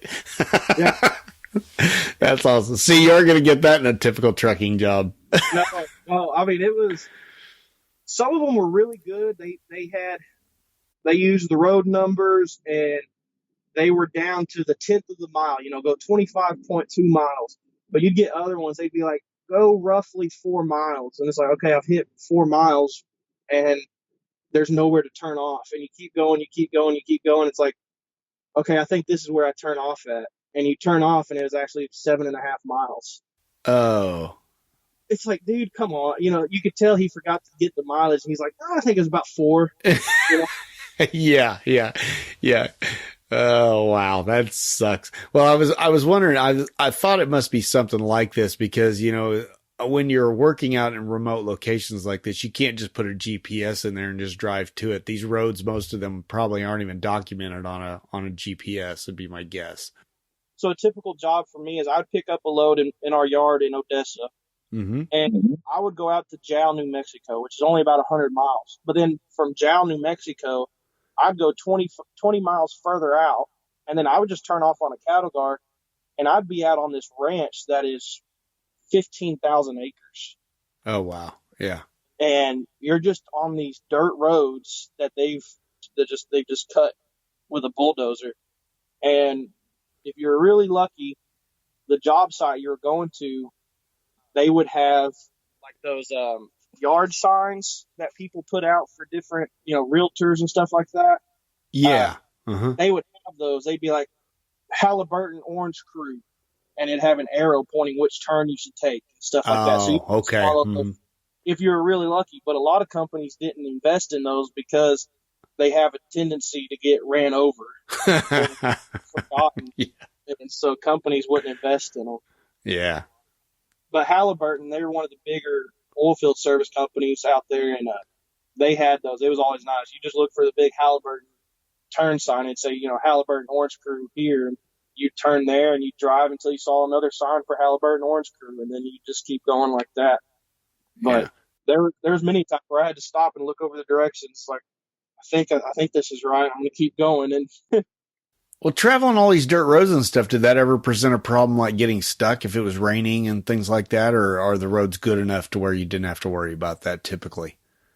Thanksgiving night, 2019, I was hauling a load to a job site. It was off of a paved county road, and there was a truck stopped in the middle of the road. Again, this is paved, and I waited behind him for a few seconds, but he wasn't doing anything, so I just went to go around him. Well, it had been misting for like the past day and a half, so everything was wet, but it wasn't soaked. Well, there was what they call a staging pad right before that job site, and that's just where they would let mainly the frac sand haulers, because they'd get so many frac sand haulers in there at a time, but only like 4 or 5 of them could offload at a time. Right. Yeah. My friend told me they'd be lined up 20, 30 trucks sometimes. Yeah. Just waiting. So they started getting in trouble from local authorities for that, because they were holding up traffic, or they were tearing up the bar ditches waiting. So these companies started building these staging pads, which is just a big dirt pad nearby, so these trucks could get off the road. Well, since it had been misting and everything, it was kind of wet. All those frac sand trucks coming out of there to go to the actual job site were bringing all this mud out onto the dirt, or out onto the county road. And when I went to pass that guy that was stopped in the middle of the road, I was doing 10 miles an hour, just kind of creeping past him. I slid into the bar ditch, just slid completely horizontal into the bar ditch, stuck like Chuck. Wow. I was there. I was waiting for 12 hours for a tow truck to come get me out. Ugh. Sunk the truck and trailer to the frame. I was fully loaded. And yeah, I mean, nothing I could have done, because that guy was just sitting there. To this day, I don't know why he was sitting there. So I just went to pass him slowly and safely, and there was just enough wet mud on the pavement that when I got a little bit of an angle going, I just slid sideways straight down into the bar ditch and got stuck. Yeah, not much you can do about that. Wow. It definitely happened. Okay. All right. So you get out, you go on all these dirt roads, you get out to the job site, and what are you doing? You know where you're supposed to unload and all that stuff? I assume you don't the first time you're at a new site and they point it out to you, and you go from there. How's that work? What we would do when a job first started up, we would take bulk tankers out there. And those were a lot like those Danas. It was they were like a 5,000 gallon tank that was mounted on a 4-point hard system on a trailer. Okay. And then on the bottom rear end of those tanks, they had just a 3-inch quick connect with a valve. Okay. So the oil company, the frac company, they could hook up their lines to it and draw product out of it as they need it. And those things stand like 13 feet tall. So when you pull on a job site, you just look for the big bulk tank in the air. You know, you just look for it and you know where you're going. Okay. But you get to the job site, and you know, Oilfield is super, super safety conscious. So if you're in a semi on a job site in the oil field, you get to the entrance and you stop. Okay. Because if you're in a semi and you're on a job site, most companies nowadays will not let you move that vehicle on the job site unless you have 2 spotters with you at all times. One guy walking in front of you, one guy walking behind you the whole time. It doesn't matter if you're going straight as an arrow and there's nothing else on that job site but you've got to have 2 people with you, one walking in front, one walking behind the whole time. Wow. So with that many trucks there, do they just dedicate a couple of guys to do that all day long? Yeah. Yeah, see those frac trucks, those 20 frac trucks, they would get there when the job started and they wouldn't leave until the job was done, because they're physically tied into the well with pipe. So those 20 trucks, once they're there, they're there. You talking about those big pumps you were talking about? Yeah, okay. The big pumps, they're there the entirety of the job. Right. Okay. From day one to the last day, they're there. They would have ground hands that would service those pumps and would watch out for things, open different valves, because through that whole network of piping, they've got different valves to shut stuff off, open stuff up, and all that. So they'd have ground hands, and yeah, they usually have a couple guys there designated to be the spotters, because you've got guys coming in like me delivering chemicals. You've got guys coming in delivering whole tankers worth of diesel to those frac trucks, because those frac pumps have 2 300-gallon diesel tanks on them, and they have to get filled up at every stage. Yeah. Because they'll burn roughly 200 to 400 gallons of diesel a stage. So Wow. yeah, they'll have tankers coming in there full of diesel. And every truck coming in has to be escorted. Every truck. Every truck. Wow. And then you got all your frac sand trucks, and every single frac sand truck has to be escorted. And so, yeah, it's a whole moving deal. But usually the frac sand guys, they usually have their own guys doing it because they usually have their two guys. They're representatives from the sand company, and they're coordinating with the fracking company. And so the frac sand side, they've usually got their own two guys that are doing it. But yeah, for everybody else, the fracking company usually has two guys designated, and that's their job all day long. Is to escort trucks in and out all day long. Wow. Sounds boring. A lot of walking though. I hope they're running their pedometers. Yeah. And they're getting paid $20-$25 an hour working 80 hours a week, 84 hours a week. Cause it's 12-hour days, 7 days a week until you go home. Yeah. Wow. So they're getting paid for it. But yeah, so you'd get to the job site, you'd stop at the entrance, and you'd go find the what they call the data van. It's just it's almost like a mobile home, like a camper, but for it's the size of a whole van trailer. Yeah, kind of like a mobile office almost. Yeah, exactly. That's exactly it. And that's where they coordinated all the pumps, because all those pumps are tied in via Ethernet cables, and they can control them all from there. Oh, and cool. Yeah. So you go in there, you'd find the chemical guy. You tell him, hey, I'm Cannon. I'm with Bob's Chemical Service, and I've got your FR for you. I've got your friction reducer. And he's like, all right, great. And he'd call the two guys, and they would tell you where you're going, and they'd walk you around there. And if everything worked out really nice, you could back straight up to our bulk tank. Mm-hmm. But I'd say maybe half the time you couldn't get that close, and you might be 2 or 3 trailer lengths away. That was usually about the average, 2 or 3 trailer lengths away. And so we would have to get 3-inch chemical hoses. They were 20-foot piece, and you would have to run one of those up to the top of the bulk tank, and then start connecting them all until you get back to the tanker. Oh, okay. So that's a long run. That's what, 150, 200 feet, something like that?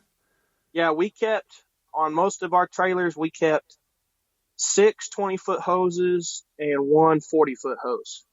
Wow. Okay. And like I said, most of the time you only needed 2 or 3 hoses, but more often than not, you had to use every single hose.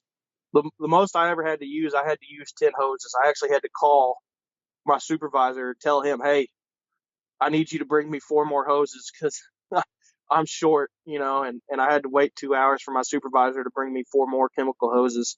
So I offloaded. Wow. Yeah. That would have been handy for you to have a fellow driver there that you could just borrow some of his for the, short time. Yeah. But the only thing you had to worry about is you couldn't mix the hoses. Once it was on that trailer, that trailer, you couldn't mix the products.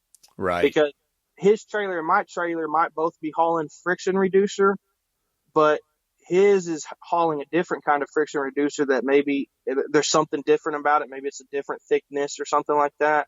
Right. And so you couldn't mix the hoses because you could contaminate one or both tanks. And if that happened, then you're talking a loss of several thousand. One of our tankers, which is 5,000 gallons, one tanker of FR was $58,000. Whew. Yeah. Yeah, you don't want to screw that up, do you? So, no.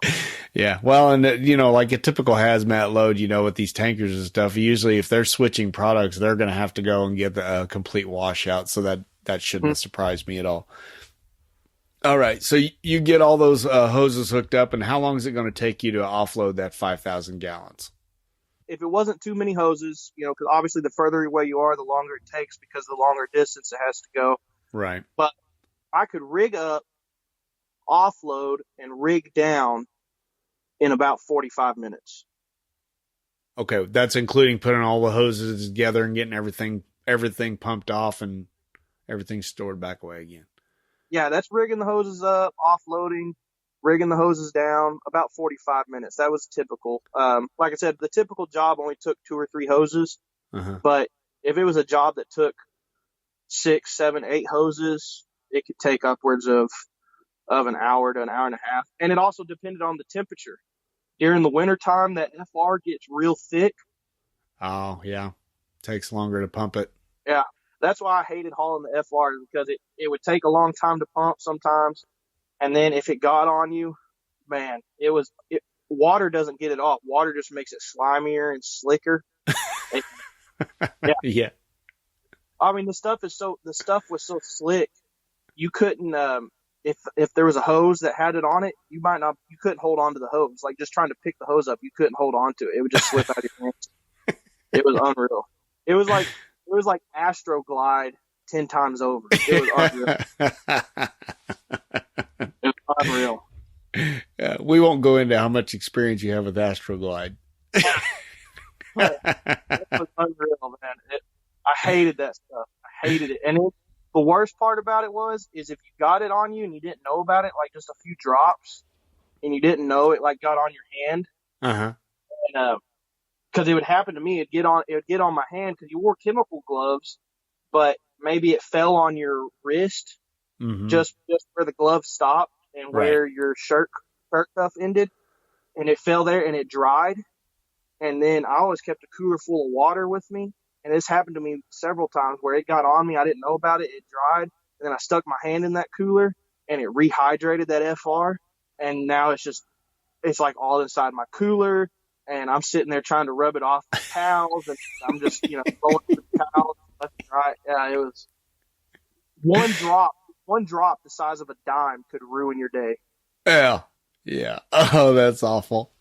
Yeah. As you let some cuss words fly as soon as you realize what's going on, you're like, oh crap. Oh no. Yeah. But you learn real quick. You learn real quick how to do a job without it getting on you. You see those mechanics that have been mechanicking for 20 years and he can do like a full PM and not have a drop of grease on him. Right. That's how you get with that FR. You figure out how to avoid it getting on you. Yeah, and then you see the new mechanics out there doing one, and they look like they're doing blackface or something, Yeah, he changed the windshield wipers, and he's covered in grease. And it's like, what'd you do, dude? Yeah. What'd you do? All right. Jobs on my own, I spilt 300 gallons of that. I overflowed a bulk tank because we had digital gauges on them. And for some reason, whoever installed the digital gauge on that tank installed one that only read up to 4,500 gallons in a 6,000 gallon tank. So I was reading the gauge and I was like, oh, I got plenty of room. And then I came back to check it. I was like, 4,500 still, that's odd. And then I looked up and it just starts overflowing. And yeah, I had to clean all that up. And I was covered in it head to toe. Luckily, luckily I'd been with the company long enough already at that point. I'd learned to keep a spare change of clothes with me. Yeah. And I just stripped out of my clothes there on the job site. I threw them away. I'm not even going to try and save them. I'm just throwing them away. Yeah. I hear you. That makes total sense. Okay. So let's say, 45 minutes at the job site, you're done. And then you just go back and rinse and repeat. Is that what happened? Yeah. Just go get your next load and do it again?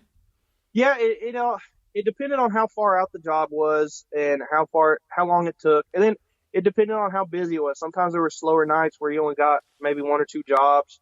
But yeah, that was the typical. I would call dispatch, let them know, hey, I'm going to be done here in 20 minutes. I'll be back at the yard in 2 hours. You got anything else? And if they did, they'd say, yeah, we got something else. It's already ready to go. Just as soon as you get back, drop and hook and get turned around. And sometimes you'd be coming right back out to the job site you're leaving with another product. And that's how that would normally work. So are you getting paid hourly or are you getting paid per load? How are they paying this? We got paid a load rate. It was depending on what load it was. So if it's what they called a top off, that's where we take a tanker out there and you physically are topping off the bulk tanks, that was $275 flat rate. No matter the mileage? No matter the mileage. 5 miles, 200 miles, you got $275 flat rate. Well, that's weird. Isn't that a little weird? No, it's not. Well, but here's the best part. If the job was over 150 miles loaded, so if it was over 150 miles one way, after 150 miles, I got $1.50 a mile. Wow. Okay. On top of the 275. Okay, so they're basically just saying this load is good for a certain radius or certain mileage, and then anything above that we're going to pay you. So, okay, that makes sense, because I was thinking, okay, if you're going, 300 miles or compared to 5 miles, that's a big difference, especially if you keep getting screwed on those 300s, Yeah. So if I had to take a top off trailer out there, which is our normal tanker, it was $275. And then if it was over 150 miles to the job, I got paid $1.50 a mile. Okay. And then if I had to use my pump, which 99% of the time I had to use my pump, which is that PTO driven vacuum pump on the truck, I got $30 for that. Okay. And then if I had any standby, which it was typical, first 2 hours are free, any standby was $35 an hour starting after the second hour. Nice. Okay. So 2 hour window. Okay. All right. Yeah, 2 hour window. If it was hazmat, I got an extra $50 on top of everything else. Okay. Oh, and then I got an extra $20 on top of everything else for turning in my paperwork filled out correctly and on time. Oh, nice. So they're paying you extra just for doing your job correctly. Yeah. It's sad. Yep. It's sad in the trucking industry that they have to do that, but yeah. Yeah. Well, that's good. That's good. Well, what about, how about dropping hooks and fueling and stuff like that? Is that just part of the all included in the pay? We didn't get paid for the fueling, but if it was a drop and hook, if it was any customer but Halliburton, we got the normal $275 plus $1.50 a mile for anything over 150 miles. If it was Halliburton, we got $250. Oh, yeah. But Halliburton was such a big customer that they just had a special rate. But everyone else was $275 plus the $1.50 a mile for a drop and hook for anything over 150 miles. So I would do that, not trying to toot my own horn, but any given week, I was one of the top 2 drivers at our company. Most of our drivers would do 1 or 2 loads a day. I was doing 4 or 5. Nice. Yeah. The best week I ever had, I did 23 loads. But my average week, I would do anywhere from 15 to 17. I was doing about 3 loads a day is usually what it would come out to. Well, I mean, I know everybody's got their own priorities, but I've never quite understood that. It's like if you're out there on the job site, you're out away from home and you're going to do a job, make the most of your time. I don't understand, I'm working for this LTL company now, and we've got guys who could be running, over 3,000 miles a week. And they're just like, I'm happy if they put me to bed after 300 or 400 miles. And it's like, no, what are you doing? I mean, I guess it's just your standard, whether you want to work harder or whether if you're getting paid more for what you're doing, I guess you can get by with doing less, but, it's just a mindset, I guess, Well, I went back to the oil field because I was wanting to get debts paid off and all that. So I was in the mindset to make as much as I could. Yeah. But a lot of the guys that are out there that have been in the oil field for a long time want to just make enough to get by. As long as they can make the house payment, make the truck payment, and still go to the strip club at the end of the week, they're happy. It's the same concept. I used to argue when I was over the road out there, and I'd say, hey, I'm making, I'd be talking to another driver, and I'd say I'm making, we'd be discussing our jobs. I'd say, well, I make about, 50 cents a mile or whatever. And he'd say, oh, well, how many miles you get? I'm like, oh, I don't know, 24, 25, something like that. And he goes, oh man, you got to make at least 3,000 miles. And I go, well, how much you making per mile? And he's like 35 cents. And it's like, do the math, dude. Do the math. That does not add up. He's driving more miles and making less money. The goal is to make more money for less work, so you can do, like you said, those guys who've been doing it for a while, they were all probably had their houses paid off and everything, and they're just like, yeah, I just need enough to scoot by. You know? Yeah. Well, that's what I'm doing here. That's why I'm with this company I'm at right now, is they're paying 56 cents a mile. Mm-hmm. And so, I drive 2,500 miles a week usually. Mm-hmm. And I'm making as much money as my friend who's making 49 cents a mile and is driving almost 3,500 miles a week. It's like we're all within about $100 of each other. Yeah. And see, the best of both worlds, of course, is if you can get high mileage rate and high mileage. Like I make like 58 cents a mile, and I am, I had over 3,300 miles last week. So, and then you figure in my hourly pay for sitting around waiting on load, which doesn't happen that much, but things like that, and it really adds up.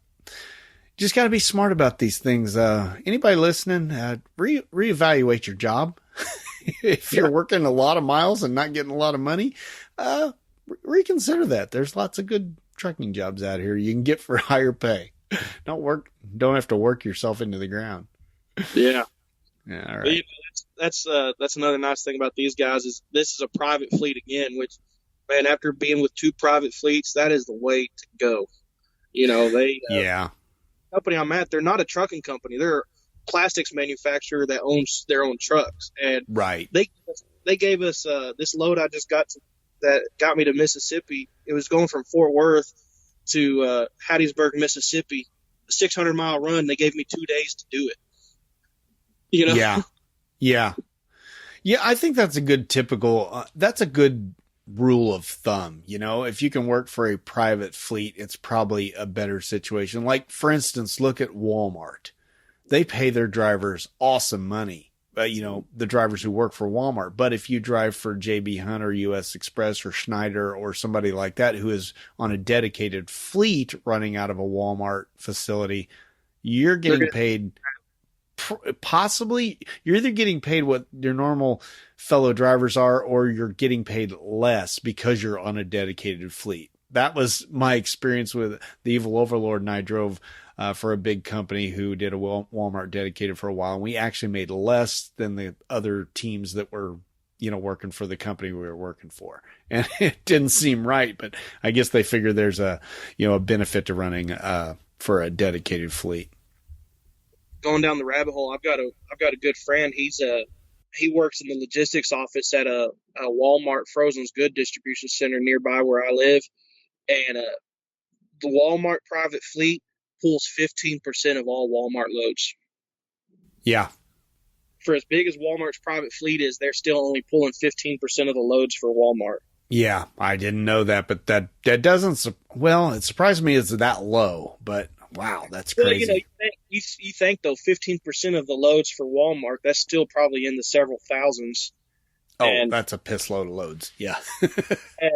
and I didn't know this, but till he told me, Walmart drivers, they don't pull any of Walmart's refrigerated trailers. If you'll look at it, every time you see a Walmart refrigerated trailer, it's a third-party carrier pulling it.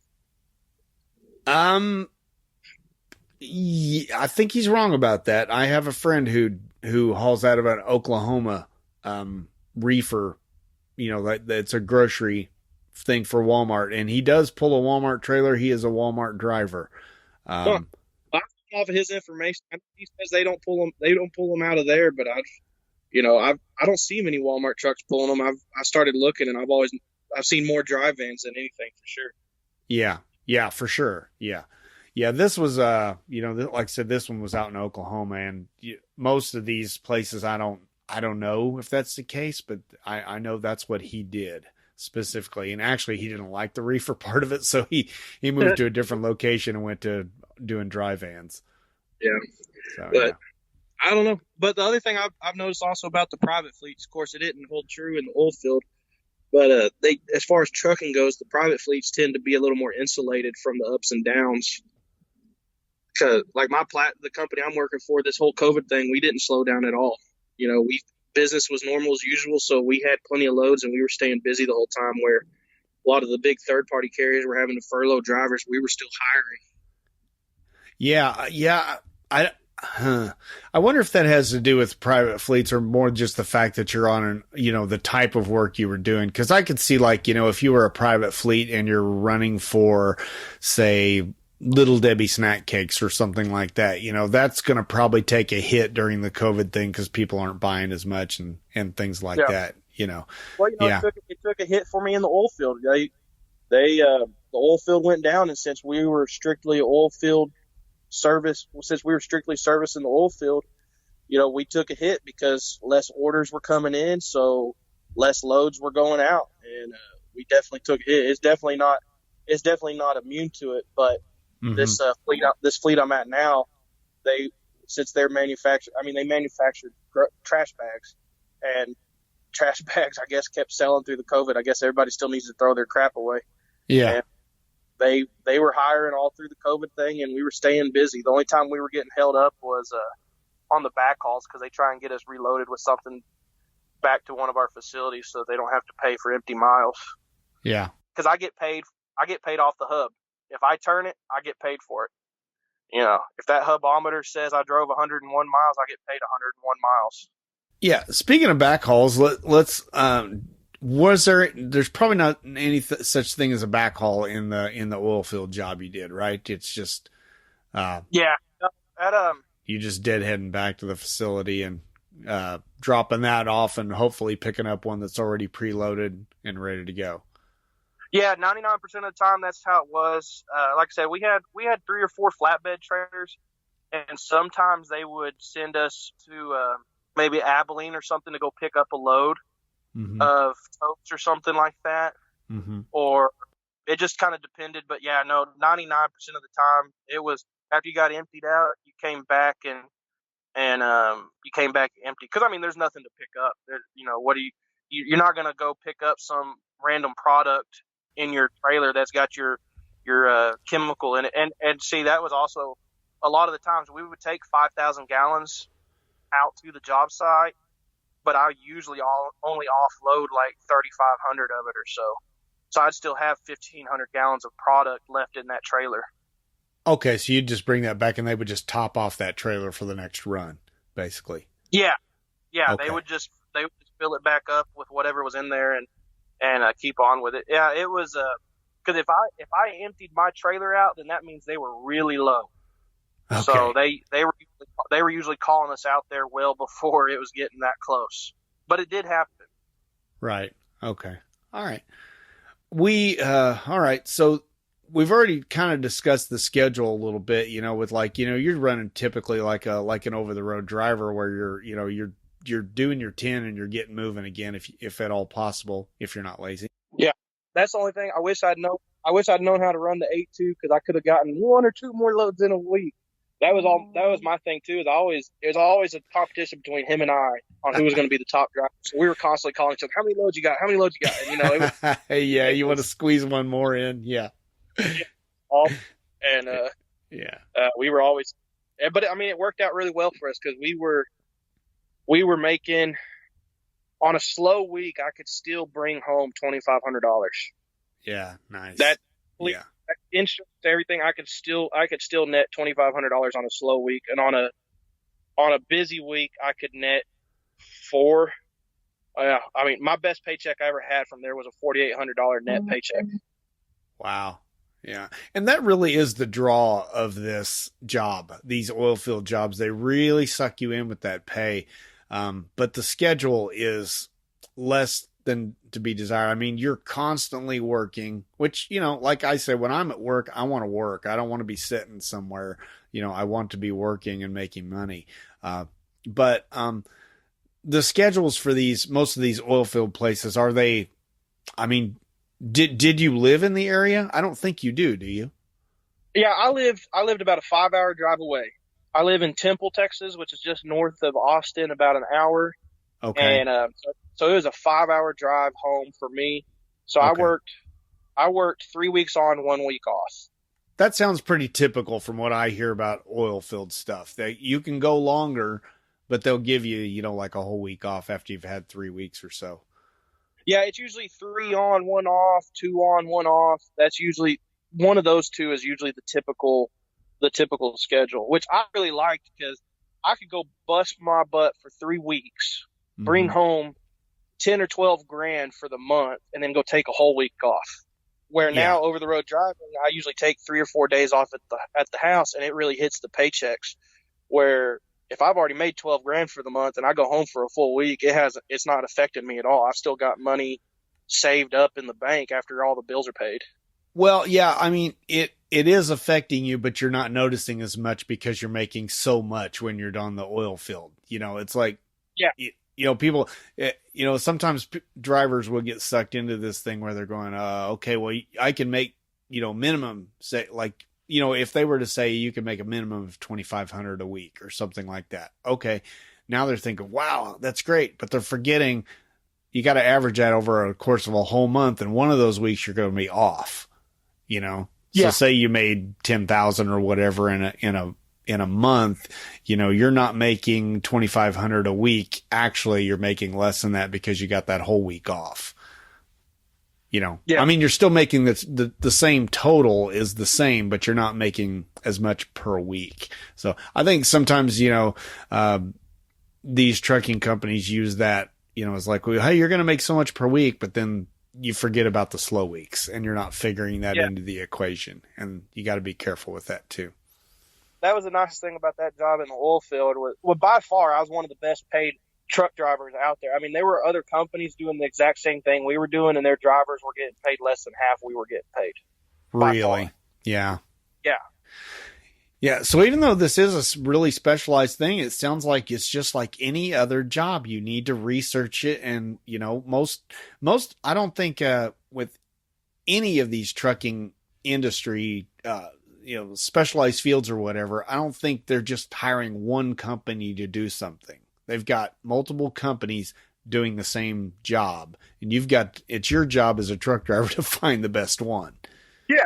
We're working for some very large oil companies, but, you know, you're talking an oil company that might have at any one point in time 20 different frac jobs going on. Well, we can't handle all 20 of them. We can't handle all 20 of them for them, plus everything else for our other customers. Right. So yeah, they've got to hire other companies to do the exact same thing we're doing because they've got that much work. Yeah. But the reason my company was able to pay so well is we were one of the few companies that actually manufactured our own product. A lot of those other companies out there that were doing what we were doing, a lot of times they were buying the finished product from an industrial producer and then just sticking the label on it and then selling it with a markup, where we were selling it at the same price they were, but we weren't having to cover the cost of the actual physical product because we bought all the raw materials, which, you know, the raw materials by themselves are cheaper than the total finished product. So that's why they paid us so well, is because their profit margins were a lot higher than a lot of the other companies that were doing the exact same thing. And that goes right back into the whole private fleet conversations. So yeah. Mm-hmm. Yeah. Okay. Well, you mentioned that, break it off a little bit here. You mentioned that this was in Texas, you were doing that, but you mentioned that you delivered sometimes into New Mexico. Now, doesn't Texas have some kind of special hours of service rules? Yeah. Texas has a 14 and 16. You can drive for 14 and have a total of on duty of 16. As long as you stay within the state, right? As long as you stay in the state. If you cross the state line, you're subject to the federal mandates. We had an exemption for the oil field, which was instead of a 34-hour break, we only had to take a 24-hour break to reset our clocks. Okay, so say you had one load that went from Texas into New Mexico. Would you just have to follow the 11 and the 14 on that particular load? No, since our company crossed state lines, we as a company at all times were subject to the 11 and 14. It's not just a per trip basis. It's not per trip. If you cross state lines, if you cross state lines, you are now subject to all of the federal mandates. Now, I know there is a law in there that if most of your operations are within that 100-mile radius or stay in the state and you cross the state line, like maybe less, I think it's like less than 10 times a year, then yes, you can you can stay in the state mandate and then just follow the federal mandates. Those Oh, handful of okay. times across the state. But I mean, we were going into New Mexico. We had 20 drivers, and we were all going into New Mexico sometimes 2 or 3 times a day. So we had to follow the federal mandates at all times. For 11 and 14. Okay. Yeah, that's most of the companies out there, because Midland, Odessa, you can be in Jal, New Mexico, or Hobbs, New Mexico, in about an hour and a half.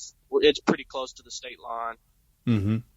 So there's a lot of work going out there in New Mexico. So just about everybody out there was having to follow the federal mandates 11 and 14. Yeah. And that, in my opinion, is kind of a good thing anyway, because, I've never really understood a lot of these exemptions, like why are you less tired because you drove within the state of Texas so you can drive for, 14 hours? What makes that less tiring? If you were only driving maybe an hour and then you stop at work and then drive an hour, stop at work, drive an hour, stop, I could understand the, like the 16-hour clock and stuff like that if you're just staying in the Midland, Odessa area all day. But yeah, I think it's just one of those things. No one can ever seem to get rid of a law. They just make a law to cover up the other law, It's like, yeah, I don't understand it. It's like, why don't we just get rid of it? Well, we can't do that. It's easier just to make a law to negate that law. And it's like, well, that doesn't make sense, but okay. Well, let's just quit trying to understand politics and politicians and the decisions they make. We'll go just nuts trying to figure them out. All right. So to finish this up, let me ask you a couple of questions. I think I already know the answer to the first one, but what would you consider to be the best part of this chemical oil field job? Obviously, it's what everyone's thinking. The best part about it was the money. Yeah, I kind of figured. The other thing I liked about it, now it definitely takes a certain kind of person to enjoy this, but I've always liked working in the oil field because it pays well, but then also if you want to work, there's work. Mm-hmm. And oil field is one of the few places that they really recognize people that want to work and that are willing to get after it, and they handsomely reward that. So that's another thing I liked is, I started out at the bottom of that company as the new guy, and I was getting maybe a load or two a day if I was lucky, and then within about a month's time, I was getting put in front of drivers on the load board because they knew I would hustle and I would get after it. So, that's one thing I always liked about it too, was not only did it financially pay off to bust your butt, but it also paid off in other ways because people would recognize, hey, this guy will really work. He'll get after it. And so we're going to throw him more work versus this other guy, Yeah, that's great advice. Yeah, because I think a lot of jobs will do that. They kind of know the drivers they can count on. I've had numerous dispatchers in the past, tell me that we know the drivers we can count on to deliver a tight load, and the ones who are going to say they can do it, but they can't, and they're going to be late. The guys that I work with say that our dispatchers have they either have a smiley face or a frowny face beside your name, when they pull it up in the computer. And I doubt there's a smiley face, but I would like to. It'd be neat if there was, but yeah. Like you said, they know who they can count on. They learn who they can count on, and then they reward them for that. The company I'm at now, they've come out and told in orientation, they have a dispatcher come and talk to you. And one of the first things they tell you is, we have a favorites list. And if you're a driver we can count on, and if you're a driver that's helped us out of a pickle before, your name goes on that favorites list, and we will take care of you. If we can't count on you, if you're delivering late, or if we really need you to get us out of a tight spot and you're not willing to do it, then you're not going to go on necessarily an unfavorite list, but you're not getting on the favorites list, and it just is what it is. And they blatantly come out and admitted it. That's kind of strange because I think most companies go the opposite way, and they try to say, we don't play favorites here, first in, first out kind of a thing, but it happens. I mean, I see it happening within my own company. It's like, how did that guy get that load? I got this crappy load and he got this other one. And it's, some guys are the favorite, and that's just the way it is. Dispatchers are human, and they talk to each other. Uh-huh. And and that's another thing that helped me out is that company I was at in the oil field. We had 4 dispatchers. Uh-huh. We had 2 on days, 2 on nights. and that was it. So they got to know you really well. So they would talk to each other and let you know, hey, Cannon's helped me out or whatever. And yeah, I mean, that's why I was also able to get so many loads, is because I was one of their go-to guys. If they needed that load delivered on a tight schedule, or if they knew it was just going to be a crappy load because everybody's been having hell with that job site, they knew they could give it to me and I would take it without a whole lot of grumbling. I might tell them, man, this really sucks or something. I'm not going to tear their world up over it. I'm just going to go get it done and be done with it. Yeah, I had a similar situation, a while back. We typically we're supposed to be getting home like Saturday morning, and then we go back out Monday night. And, I would always call and say, hey, hang me out this weekend, so I'm not getting home till like Sunday morning, get an extra load or two in, and, they love that, of course, but I called one weekend and, told them, I said, hey, can you put me down to make sure I'm hung out this weekend? And they said, oh, we already have that in here. And I said, well, but I didn't call and tell anybody that this week. And they said, well, it's already in here. So it's like, now I'm in trouble. If I want home on a Saturday, I guess I better call and tell them, hey, I want home on the Saturday, because it sounds like they know I want to work. So they're giving me the extra work automatically, And you can't go back. You can't complain, because then they'll go, well, now he doesn't want it. So, yeah, I've always been scared to turn down a load. This company I'm at now, we have the choice to turn down loads, and I've yet to turn one down because I'm just so scared to piss off dispatch. It's like, I don't want to upset the person that they have complete control over my final paycheck. Yeah, and it's like, I don't want to upset them at all. Right. You don't want to piss him off, but you also, I know you're smart enough to not do loads that, like they're trying, hopefully they wouldn't trying to get you to do a load that you couldn't do legally or something like that. Or if you're tired, you're going to pass on it.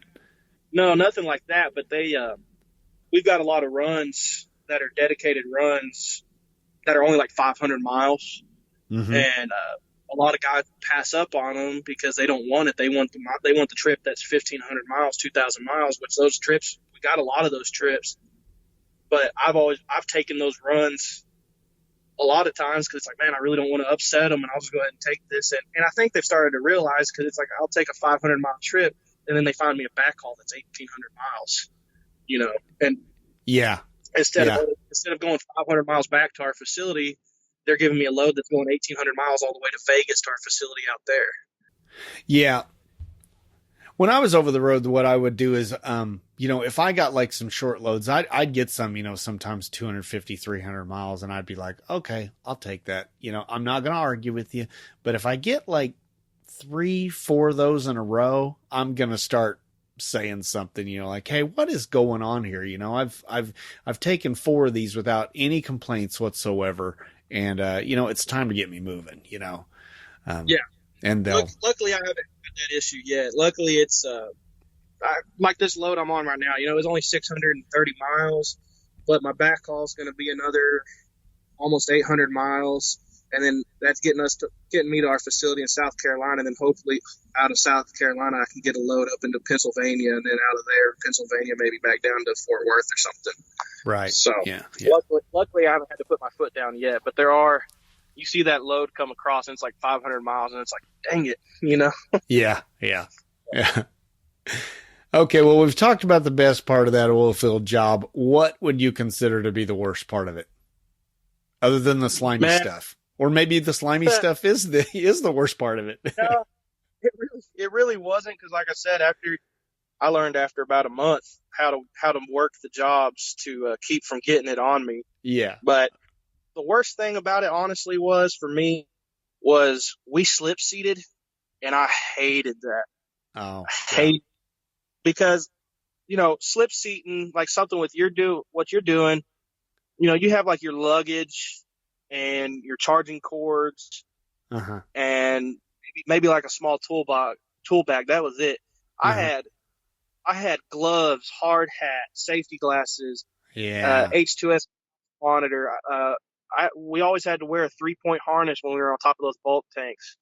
And then I kept a small toolbox with me and fittings and this and that. And it's like, so every time I got back to the yard, I had to clean all that out of the truck and then come back to the yard, put it all back in. I hated that. Okay, so again, so the slip seating was like every trip, or like every time you came back from home? Every trip. Every trip. See, that doesn't make any sense to me if they're just turning you. Are they actually using that truck? Once I got done with my 11 hours of driving or 14 hours of on duty, so like if I came back and was dropping and hooking, I could stay in the truck. But yeah, at the end of the day, I had to clean everything out because they were about equipment utilization. They had 25 trucks and they wanted all the trucks to be utilized 80% of the 24 hours time. a day. Yeah. Mm-hmm. Yeah. But the whole thing, it didn't make any sense. It was like, well, in a perfect world, that'll work if you've got a guy at the yard waiting on the truck as soon as I get there because he's got loads. But it's like 9 times out of 10, I would go back to the yard and they would give me the truck back that I just got out of. Same and it's truck. sitting right. Yeah. So they're having you clean it out in case they need it. But yeah, that's frustrating. And you've got to clean it out. You've got to clean it out because if someone else gets that truck while you're at the house, you may never see it again. Yep. Well, not so much that, but then you've got to call your boss, whatever you left in there. Hey, boss, my hard hat was in the truck. And, you can't go on a job site if you don't have your hard hat, your safety boots, your safety glasses, your H2S monitor, and some kind of pair of gloves. So now you're losing money waiting around to try to get your stuff back and all that. Money, and then you're gonna face disciplinary action because my supervisor is gonna say, well, you knew to get it out of the truck. Why did you leave it in the truck? Yeah. And my supervisor, he's a really good guy, but his first reaction was, if you screwed up like that, well, you're not going to get any loads for the next 3 days. Go ahead and go hang out at the house or the man camp, whatever. And they would automatically, he had no fear of suspending you 3 days. And so you didn't want to mess up like that. It was just infuriating. And the thing I hated about it was I kept my truck in pristine condition. I was always checking it because you're out on these rough roads. Trucks just get torn up just from the rough conditions. I would get back, and if there was anything wrong with the truck, I would tell the shop so it's ready to go by the time I was ready to head back out. Hell, one time I picked up a truck. I went to go hook up to a trailer. The emergency airline had a hole in it. I don't know how the driver got back to the yard. Right.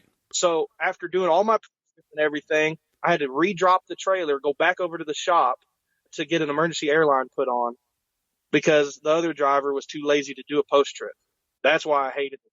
Yeah, I think that the slip seating, the cleaning it out and everything, and the clean factor and everything is a major issue. But I think, like you said, I think the worst thing about the slip seating is that nobody has a vested interest in that truck, and so nobody cares about it. It just goes on. People don't report problems with it. They don't keep it clean. They don't care how fast they drive on those dirt roads or how hard they hit the bumps. It doesn't make a difference to them because it's not their truck. Yeah. A lot of LTL companies are like that, and every time you come out and you get a different truck. Luckily, my company actually has written into our contract where we get an assigned truck. Now, we're not guaranteed that truck. Like if for whatever reason it's down, we just have to move to another truck. We're not waiting around till our truck is ready. Or, say a city guy's still got it out, when we show up and he's going to be 4 hours, then we've just got to go with something else. But, but I mean, it is at least nice because I can have the same truck most of the time. Yeah. One time I picked up the truck and it had a quarter tank of diesel in it.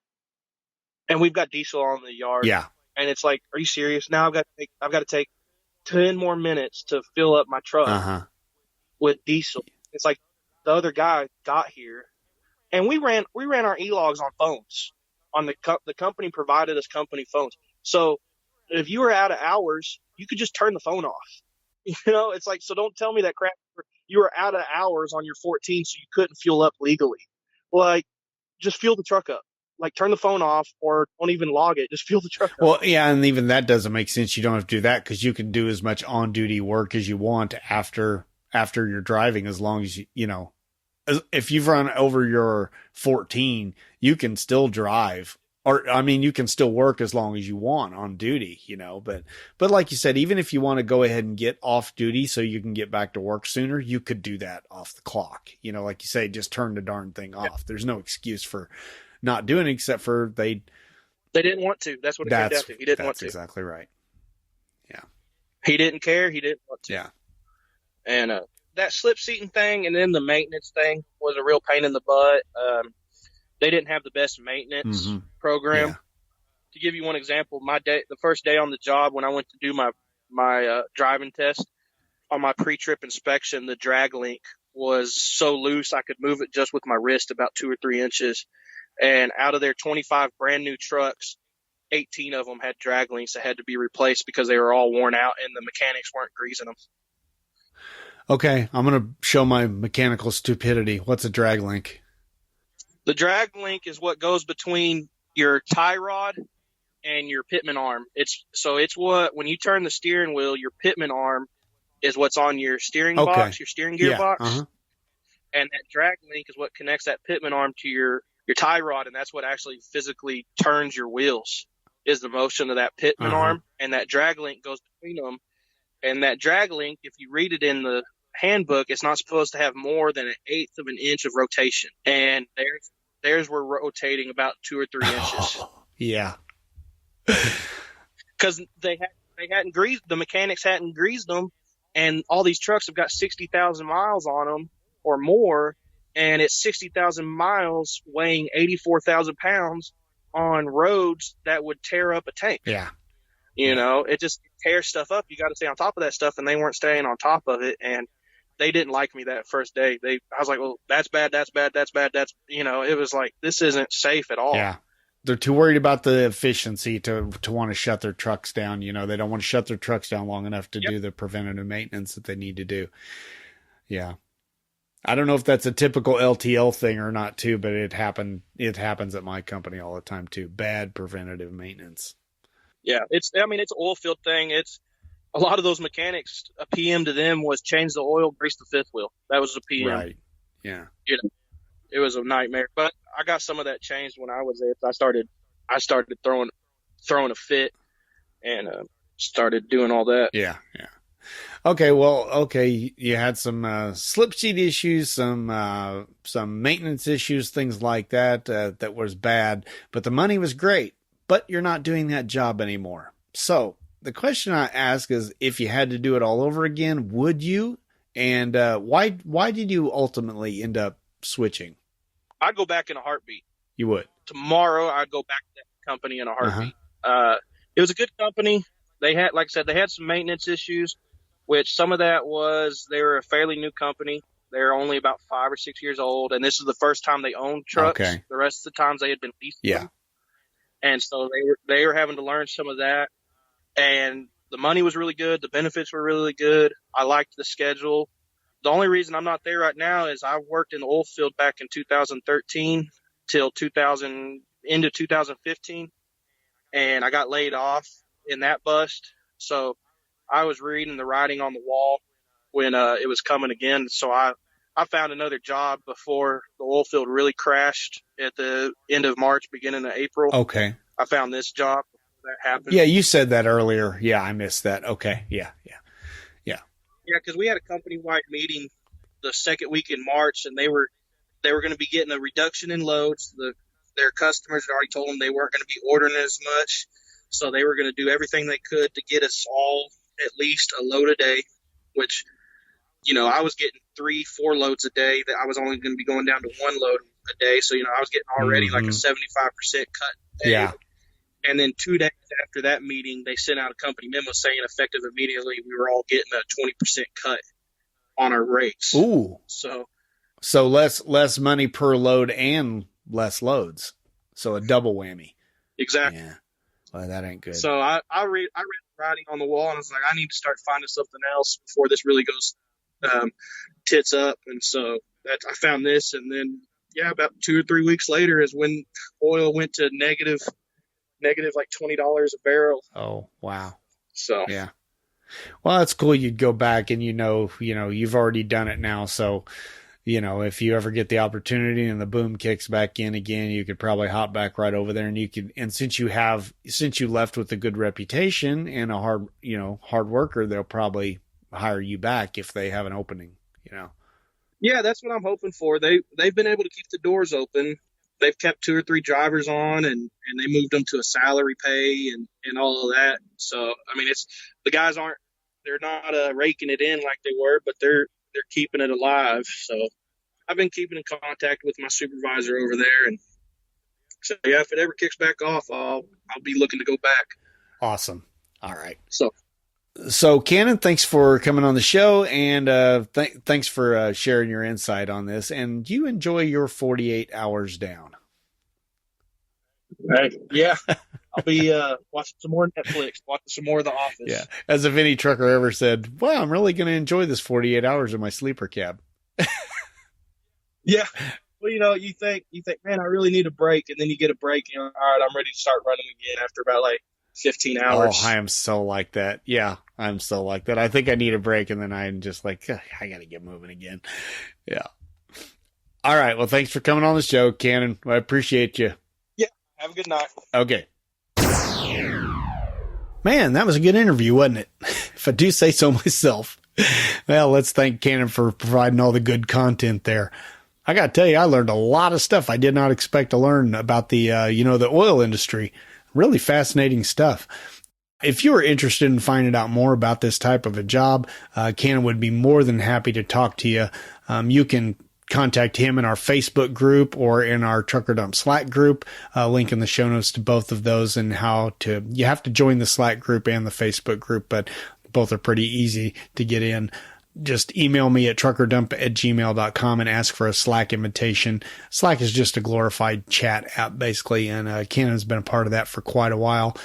He goes by the very original name of Cannon Bryan in there. He's like me, just goes by his name. He's got apparently no creativity like I don't. So anyway, he says he loves to talk, and I'm sure he would be happy to talk to you about his job and all of that entails if there were some questions that were not answered in this interview. So, hey, again, I would really like to thank Cannon for coming through clutch with me. I reached out to him at kind of the last second and said, hey, are you available to do something later tonight? And he was like, sure, what the heck? I'm sitting for 48 hours anyway. I was like, oh, thank God he just bailed me out. So anyway, thank you very much, Cannon. I think the interview turned out well. Let me know what you think about the interview and all of these interviews, really, just whether you're liking this segment or not. If you want me to focus on something else, I'm really enjoying them. So I don't know if I'll take your advice on that, but yeah, you're welcome to submit it and see what happens. So, hey, if you are listening and you have a unique job that you would like to tell the world about, I'm not talking about like a one-off job that you're the only person in the world that has it, but a unique type of job, something other than just regular old boring dry van or regular old boring flatbed or something like that. Something unique. Send me an email at truckerdump@gmail.com. Actually, Cannon suggested this to me, and Robert, who we'll be having coming up soon, will be talking about driving a tour bus. I've had a few ideas actually submitted to me recently. So I'm really looking forward to doing more interviews like this in the future. I hope you're enjoying them again, and I hope you'll be a part of it. Send me an email at truckerdump@gmail.com.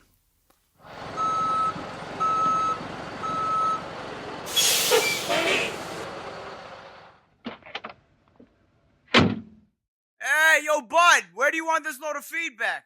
It's time for some feedback. Don't ask me where that came from. Hey, we got a few emails here for you. Let's hear from Rob Pinnock first. He writes in about the last episode. If you remember correctly, that was episode 147. We talked to C. Lopez about his horrible truck driving school experience. If you haven't heard that one yet, you gotta go back. It's really bad. Anyway, Rob writes in and he says, I went to a CDL school that was affiliated with the local community college. That's cool because that's actually one of the things I suggested in that last podcast. He says, I came from a job doing hospital security. My hospital got bought out and the whole department got terminated. Bummer. He says the school consisted of a week of classroom and 2 weeks of skills and driving. It was about $3,200. Yeah, sounds about right. The first day of driving, there were 3 students and the instructor in a sleeper cab truck. The first student to get behind the wheel looked down at the pedals and said, "Hey, there's 3 pedals down here. Huh, what's this thing with the numbers on it?" He says this was his first time in a manual transmission vehicle. I was sitting in the sleeper bunk and I wanted out. Out, all caps. Long story short, after some kills and a patient instructor, he got the hang of it. But I had a pucker factor of 8 when he drove. Well, yeah, that's understandable, Rob. Hey, thanks for the email, Rob. I really appreciate it. You know, I cannot imagine. I mean, I knew how to drive a stick shift, you know, car, truck, whatever. When I got into a semi for the first time, and so did the evil overlord, but I just cannot imagine trying to get in a semi and learning how to shift. It's hard enough when you already know how to shift a manual. And it's just, but the sad thing is this is happening more and more and more because we all know a lot of these, youngsters actually have never driven a stick, have never had a need to. It's even hard to find a stick shift car in America anymore, especially brand new. You got to go used to find one. It's crazy. But anyway, great story. Glad you made it through, Rob. Glad you got into the trucking industry alive. That's great.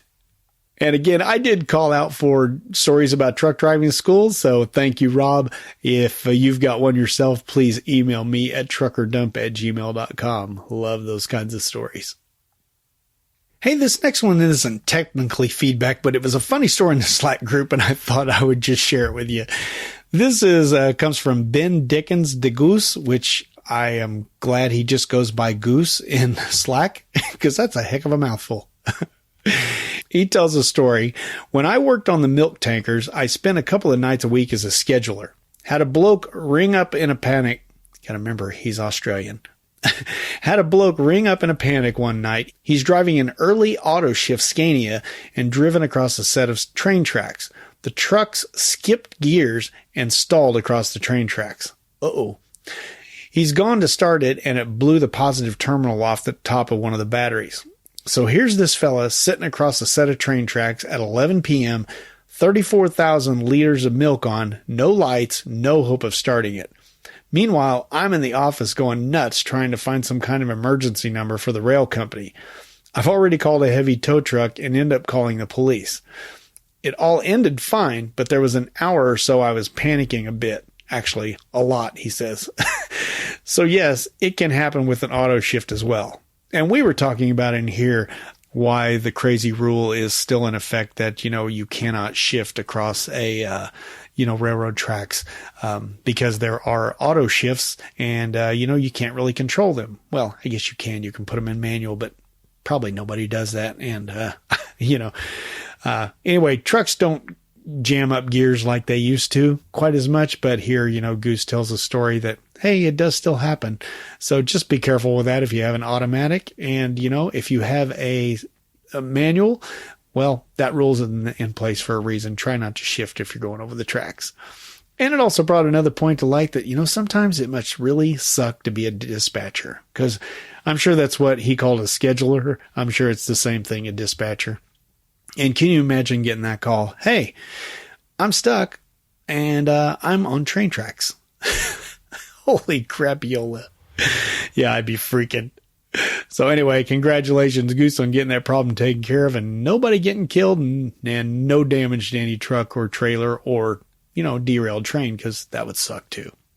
Anyway, interesting story. This is the kind of stuff we talk about in the Slack group.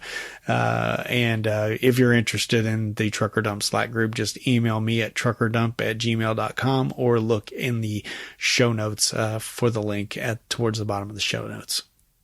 Next up, I got a really short email that just was simply asking to join the Slack group from Stephen Highfill.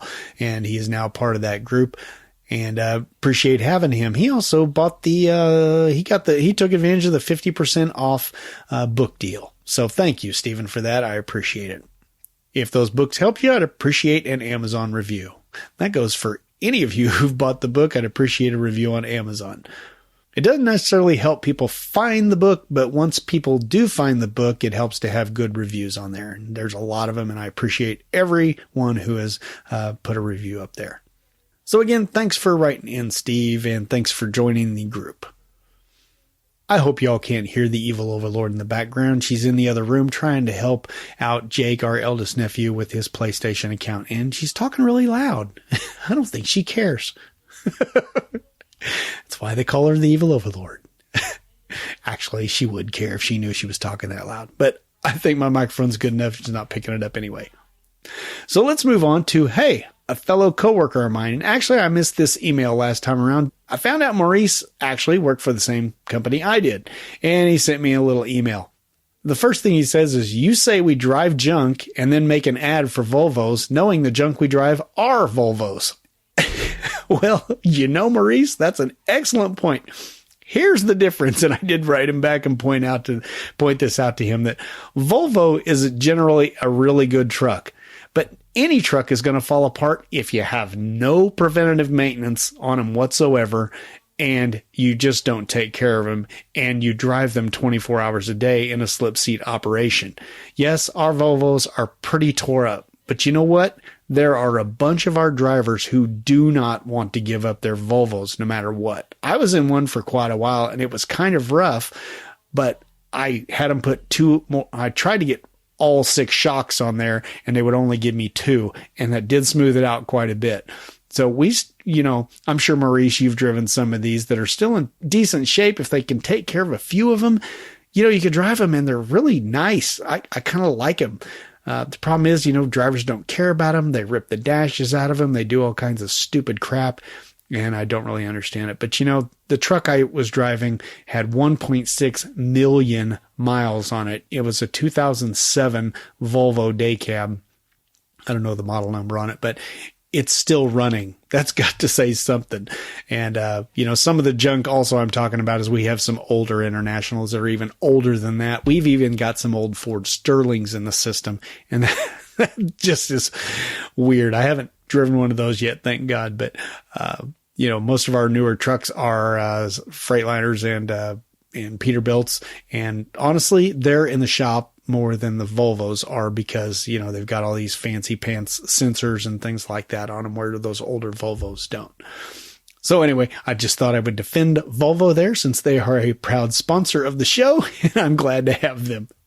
And I do think there is legitimate. I mean, it don't matter what kind of truck. You could have the nicest Peterbilt in the world, but if you don't give it oil, you don't service it, you don't put shocks on it, and you don't care about it, and you drive it 24 hours a day with multiple drivers who have no skin in the game, every truck's going to be rough. So let's just go with that.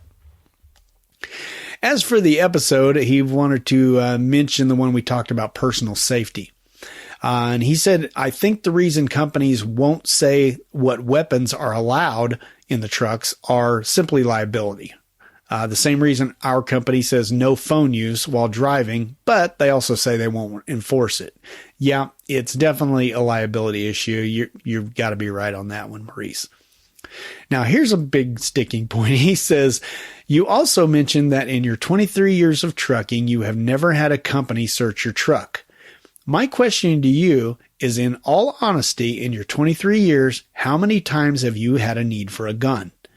Don't get me wrong, I'm not against guns, but in my 35 years on this earth, I've never been in a situation I couldn't get out of without a gun. And I've lived in Africa for a few years and grew up in Boston, Roxbury. What I'm trying to say is, if you have a gun, you will tend to reach for it, even though a club or a knife will do, or walking away and swallowing one's pride. Lastly, I think 99% of these dangerous situations drivers end up in are due to lack of planning, lack of awareness, negligence, or just looking for a fight. Just my opinion. And you are entitled to that opinion, Maurice. Thank you for writing in. I appreciate it. And that does just drive home the point that I did mention briefly in that podcast, that the vast majority of time you're not going to ever need these extra safety precautions we were talking about, like putting these seat belts through the door handles and latching them, things like that. It's just not very likely. The numbers are not very likely that you're ever going to be attacked or anything like that. But here's the thing. Most people who have been attacked in their life thought the same thing. They're thinking, oh, I never got attacked or whatever. And so they don't bother protecting themselves at all and go to any precautions. And then when it does happen to them, they're not prepared. Now, you may be right that a driver might tend to go for a gun long before he would. But I would also argue that if you point a gun at a guy coming at you with a club, that's probably not going to go any further. You just have to point it at him, Personally, if I was getting ready to attack someone with a club, which honestly I never would, but, I just can't see going after that guy with my little club if he's pointing a 9mm at me. It just ain't going to happen. So it could actually result in de-escalating the situation in time for you to get the heck out of there. Now, of course, this is counting that all drivers have a good head on their shoulders and a calm head on their shoulders, and sadly, they don't. But, hey, again, this is each person's own walk. They've got to decide what they want to do for their personal safety. At this time, I'm not carrying a gun. Don't be creepy. Don't come after me. But it's against my company policy, and I'm not going to break that company policy because I love my job. I don't want to lose my job. And, I'm just going to take the risks. It's kind of like this COVID thing for me. It's like, the masks, pain in the butt. If I did catch it, I'm healthy. I'm going to live through it. It's just, and I understand masks are more for keeping it in your own system and not getting it out in the system. I get all that. I don't want to go into it, but I'm just saying that, in everything in your life, you have to figure risk into it. And is it really going to happen to me or is it not? Could I get by with pepper spray? Probably. I have a club. I can also use that. I have a hammer that looks very similar to Thor's, so I can hopefully use that. There are other options, but hey, if you want to carry a gun, have at it. Just don't do anything stupid with it and try not to pull it out until it's absolutely necessary. Okay? Thank you for your email, Maurice. I really appreciate it. So again, thank you to Maurice, thank you to Steven, thank you to Rob for writing in. I appreciate it. If you have some input on a show or constructive criticism, or want to tell me I'm just flat out wrong about something, or tell me I'm flat out right about something, I like those a lot better, but I'll take it either way I can get. I always appreciate audio comments. Again, just whip out your handy dandy smartphone and your voice memo app and talk into the your phone, record that, shoot it off to truckerdump@gmail.com. You can also contact me through abouttruckdriving.com/contact. Well, I guess that just about does it for this episode. Boy, you know what? I'm pretty proud of myself for the lack of self-promotion in this one. So with that, I would just like to remind you that there's a limited time offer on the these trucking books that I have, which is called How to Find a Great Truck Driving Job and Trucking Life. Again, that is 50% off. You basically get two for the price of one, $9.99, and you can take advantage of that situation like Eric, Russell, Steven, and Devin have so far. As you can see, I'm selling these books like hotcakes. Oh, seriously though, I appreciate those sales guys, really do. And hey, if you are interested in that, just go to abouttruckdriving.com/combo, or you can just go to the link in the show notes. It'll be all over this episode. So with that, let's plug in the amp, plug in the guitar, and crank it.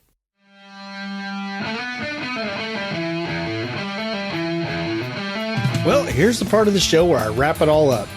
You might not have ever noticed, but I try to time this segment to end when the music does. And let me tell you, that ain't easy sometimes. So let me just say that you can learn about everything I do, including ebooks, the podcast show notes, social media, and all my contact info, and even some free stuff over at abouttruckdriving.com. Beyond that, I'd just like to say thanks for subscribing, and if you haven't yet, did you know it's free to do so? Yep.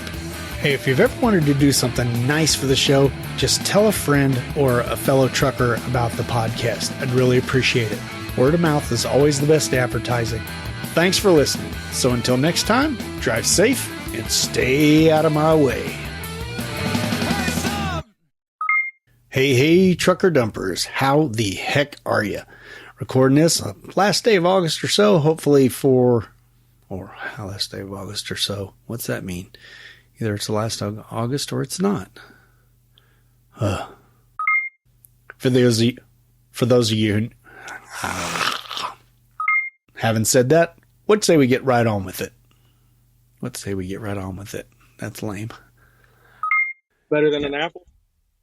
No, nothing's better than an apple. You know that. I don't know. I was seeing if I could catch you on off guard or something. No, never. Did you know that Seppertin?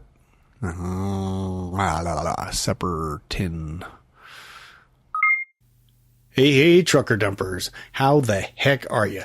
It's the last day. Hey, trucker dumpers. Hey, trucker dumpers. How the heck is it going out there? I'm recording this on the last day of August and hopefully for release on